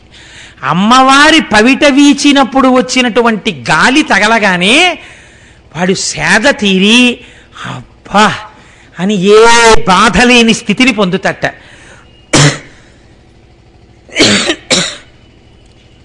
ధొక్కారమునరించు తొండంబు ముక్కున శిఖరాసారంబు జిలుకు డుంఠి. గబగబా వస్తాట డుంఠి గణపతి. వచ్చి పక్కన కూర్చుని, ఏనుగు తొండం యొక్క చివరి భాగం ఎప్పుడు చల్లగా ఉంటుంది. ఊపిరందక కొట్టుకుంటున్న వాడి ముక్కు దగ్గర ఇలా తడిపెడుతూ తన తొండంతో కాసేపు అలా గాలి విసురుతాట. విసిరేటప్పటికి ఎంత సేద తీరుతాడోట. ఇలా కళ్ళు విప్పి చూసేటప్పటికి ఇటు పక్కన మహానుభావుడు డుంఠి గణపతి, ఇటు చూసేటప్పటికి చిరునవ్వు మోముతో ఇంత బొట్టు పెట్టుకుని మా అమ్మ పమిటతో గాలి విసురుతుందిట. ప్రత్యక్షమై వచ్చి భాగీరథి గంగ మృదుల హస్తము సాచి మేను నివురు. నాన్న బెంగ పెట్టుకున్నావా వెళ్ళిపోతున్నానని? చెమట పట్టిందా? ఒళ్ళు వేడెక్కిపోతుందా? ఏం భయం లేదని చల్లని తల్లి కదా గంగమ్మ సాకార రూపురాలై వచ్చి చెమట తుడుస్తూ చల్లటి చేస్తూ ఒళ్ళంతా తుడుస్తుంది. తుడిస్తే ఎంత సేద తీరుతాడోట. ఇప్పుడు ఏ భయం ఉండదట. అబ్బా ఇలా చూస్తే మా అమ్మ పార్వతి, తల్లి నువ్వా అమ్మా నీ పమిటతో నాకు వీయడం? ఏమమ్మా నా భాగ్యం, ఎంత అదృష్టవంతుండమ్మా అనుకుంటాట. ఇటు చూసేసరికి డుంటి గణపతి ముక్కు దగ్గర తడితో తుడుస్తూ ఆ ముక్కు దగ్గర గాలి ఊతుంటారట. దేనికి? ఆఖరి వాయువు మారాలి వాక్కుగా. ఇంతలో గంగమ్మ వచ్చి తెల్లటి బట్టలు కట్టుకుని చల్లటి చేత్తో ఒళ్ళు తుడుస్తుందిట. అబ్బబ్బబ్బా ఏమి భాగ్యం! అమ్మ గంగమ్మ, మా అమ్మ పార్వతి, ఇక్కడ డుంటి గణపతి. ఆ దర్శనంలో ఆనందమగ్నుడైపోతాడు. ఇంకా అసలు ఏం బాహ్య ప్రపంచం తెలియదు, ఇంకా భయం ఏమిటో తెలియదు. ఎంత ఆనందం పొందేస్తూ ఉంటారట. ప్రమథోత్తముండు భృంగి భయరక్షణార్థంబు పాలాగ్రమున తీర్చు భసిత రేఖ. భృంగి బయలుదేరి వచ్చి గబగబా ఎడంచేత్తో విభూతి పట్టుకుని వచ్చి శ్రీకరంచ పవిత్రంచ సర్వరోగ నివారకం అని ఆ చేతిలో ఉన్నటువంటి విభూతిని తీసి, ఏ భయం లేదు, ఇదే ఆఖరి జన్మ, వెళ్ళిపోతున్నావు మా స్వామిలో ఐక్యమైపోతున్నావని లలాటమునందు విభూతిని పెడతాట. భృంగి బట్ట విభూతి పెడుతుంటే పరమ సంతోషంతో భృంగి వంక చూస్తాట. దక్షిణ శృతి మీదుగా ధాత్రి తెల్లి పెద్ద నిద్రకు మగన్ను పెట్టువేళ. పెద్ద నిద్రకు అంటే ఇంకా మృత్యువు ఒడిలోకి జారిపోతుంటే, శరీరము నుంచి విడివడిపోతుంటే, ఉర్వారుకమివ బంధనాన్ మృత్యోర్ముక్షీయమామృతాత్ అని పిండెరాలి పాలు కారినట్టు కాకుండా దోసపండు విడివెడనంత తేలికగా విడివడిపోయే ముందు గంటల చప్పుడు వినపడుతుందిట. గొప్ప సువాసనలు వస్తాయిట. ఏమిటి సువాసన, ఏమిటి ఈ గొప్ప గంటల చప్పుడు? పాశంచ ఘంటాం, మొలకి కట్టుకున్నటువంటి గంటలు ఘన ఘన మోగుతుంటే, ఈ పవిట వీస్తున్న తల్లి పమిట అలా వదిలిపెడితే శరీరం వదిలిపెడుతున్న వాడి మీద అమ్మవారి పవిట కొంగు మొదట కప్పబడుతుంది, పవిట వాడి మీద పడుతుందిట. భృంగి అక్కడే కూర్చుని ఇలా నమస్కరిస్తాట శంకరుడికి. డుంఠి గణపతి నమస్కరిస్తుంటట. సుగంధిం పుష్టివర్ధనం, మంచి సువాసనలతో మారేడు వాసనలతో నా స్వామి వస్తాట. ఇలా నవ్వుతూ చూస్తాటంతే. ప్రాణి తనకి తెలియకుండా కుడి చెవిని ఇలా పైకెత్తుతట.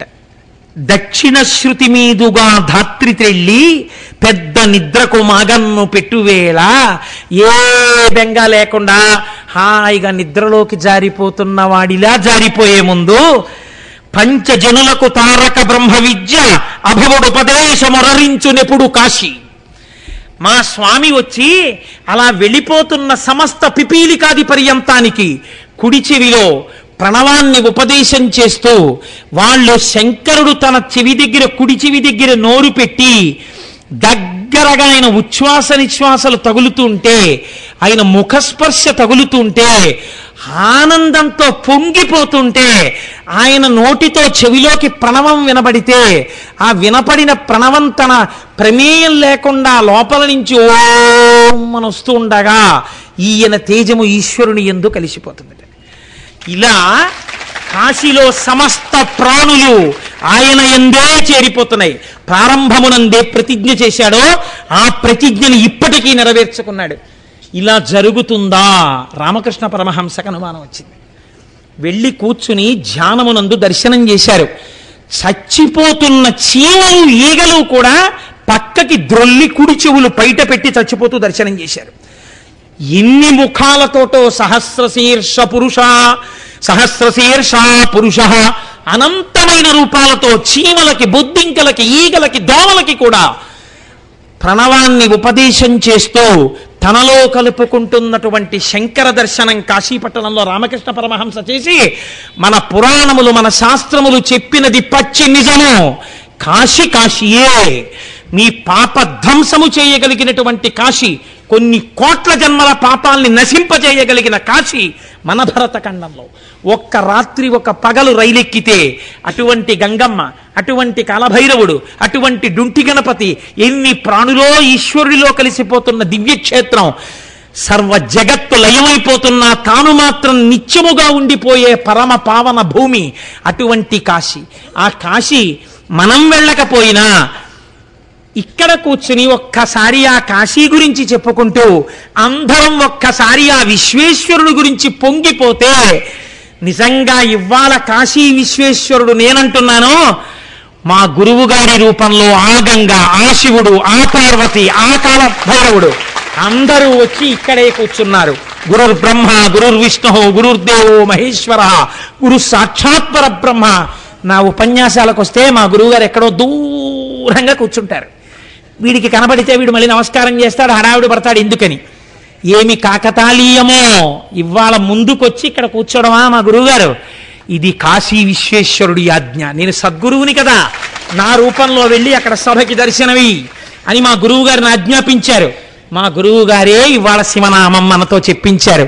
కాబట్టి మీరు కాశీ వచ్చి చెప్పక్కర్లా, ఇక్కడే మీతో చెప్పించి ఇప్పుడే మీ అందరూ మోక్షమును పొందుతారని మీకు నేను అభయం ఇచ్చేశాను. మీ శాతకాని కోటేశ్వరరావు చెప్తే విన్నారు కనుక మీకు నేను శివనామం చెప్పిస్తాను. మీకు ఆయుర్దాయం అంతా ఈశ్వరానుగ్రహంలో గడిచి మోక్షాన్ని పొందుతారు, బెంగలేదని మా గురువు గారి చేత చెప్పించారు. ఇంతకన్నా భగవంతుణ్ణి నమ్ముకున్న వాడికి లోటు ఉండదనడానికి తర్కాణం ఏమిటి?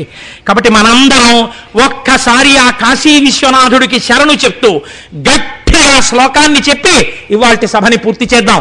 ఇంత అదృష్ట సమయంలో ఈశ్వరుడు నోరిచ్చినా చెప్పకపోతే కృతజ్ఞులమైపోతాం కనుక గట్టిగా చెప్పండి, దిక్కులు పిక్కటిల్లేటట్టు. వసంత ఆనందకందం హతపాప బృందం వారాణసీనాథమనాథనాథం శ్రీ విశ్వనాథం శరణం ప్రపద్యే. రేపు వేరొక అద్భుతమైన జ్యోతిర్లింగాన్ని దర్శనం చేయడానికి మనం బయలుదేరుతాం. మళ్ళీ ఇప్పుడు మానసికంగా ఇంటికి వచ్చేసాం. మంగళాశాసనపరై మదాచార్య పురోగమై సర్వైశ్చ పూర్వైరాచార్యై సత్కృతాయాస్తు మంగళం. మంగళం కోసలేంద్రాయ మహనీయ గుణాత్మనే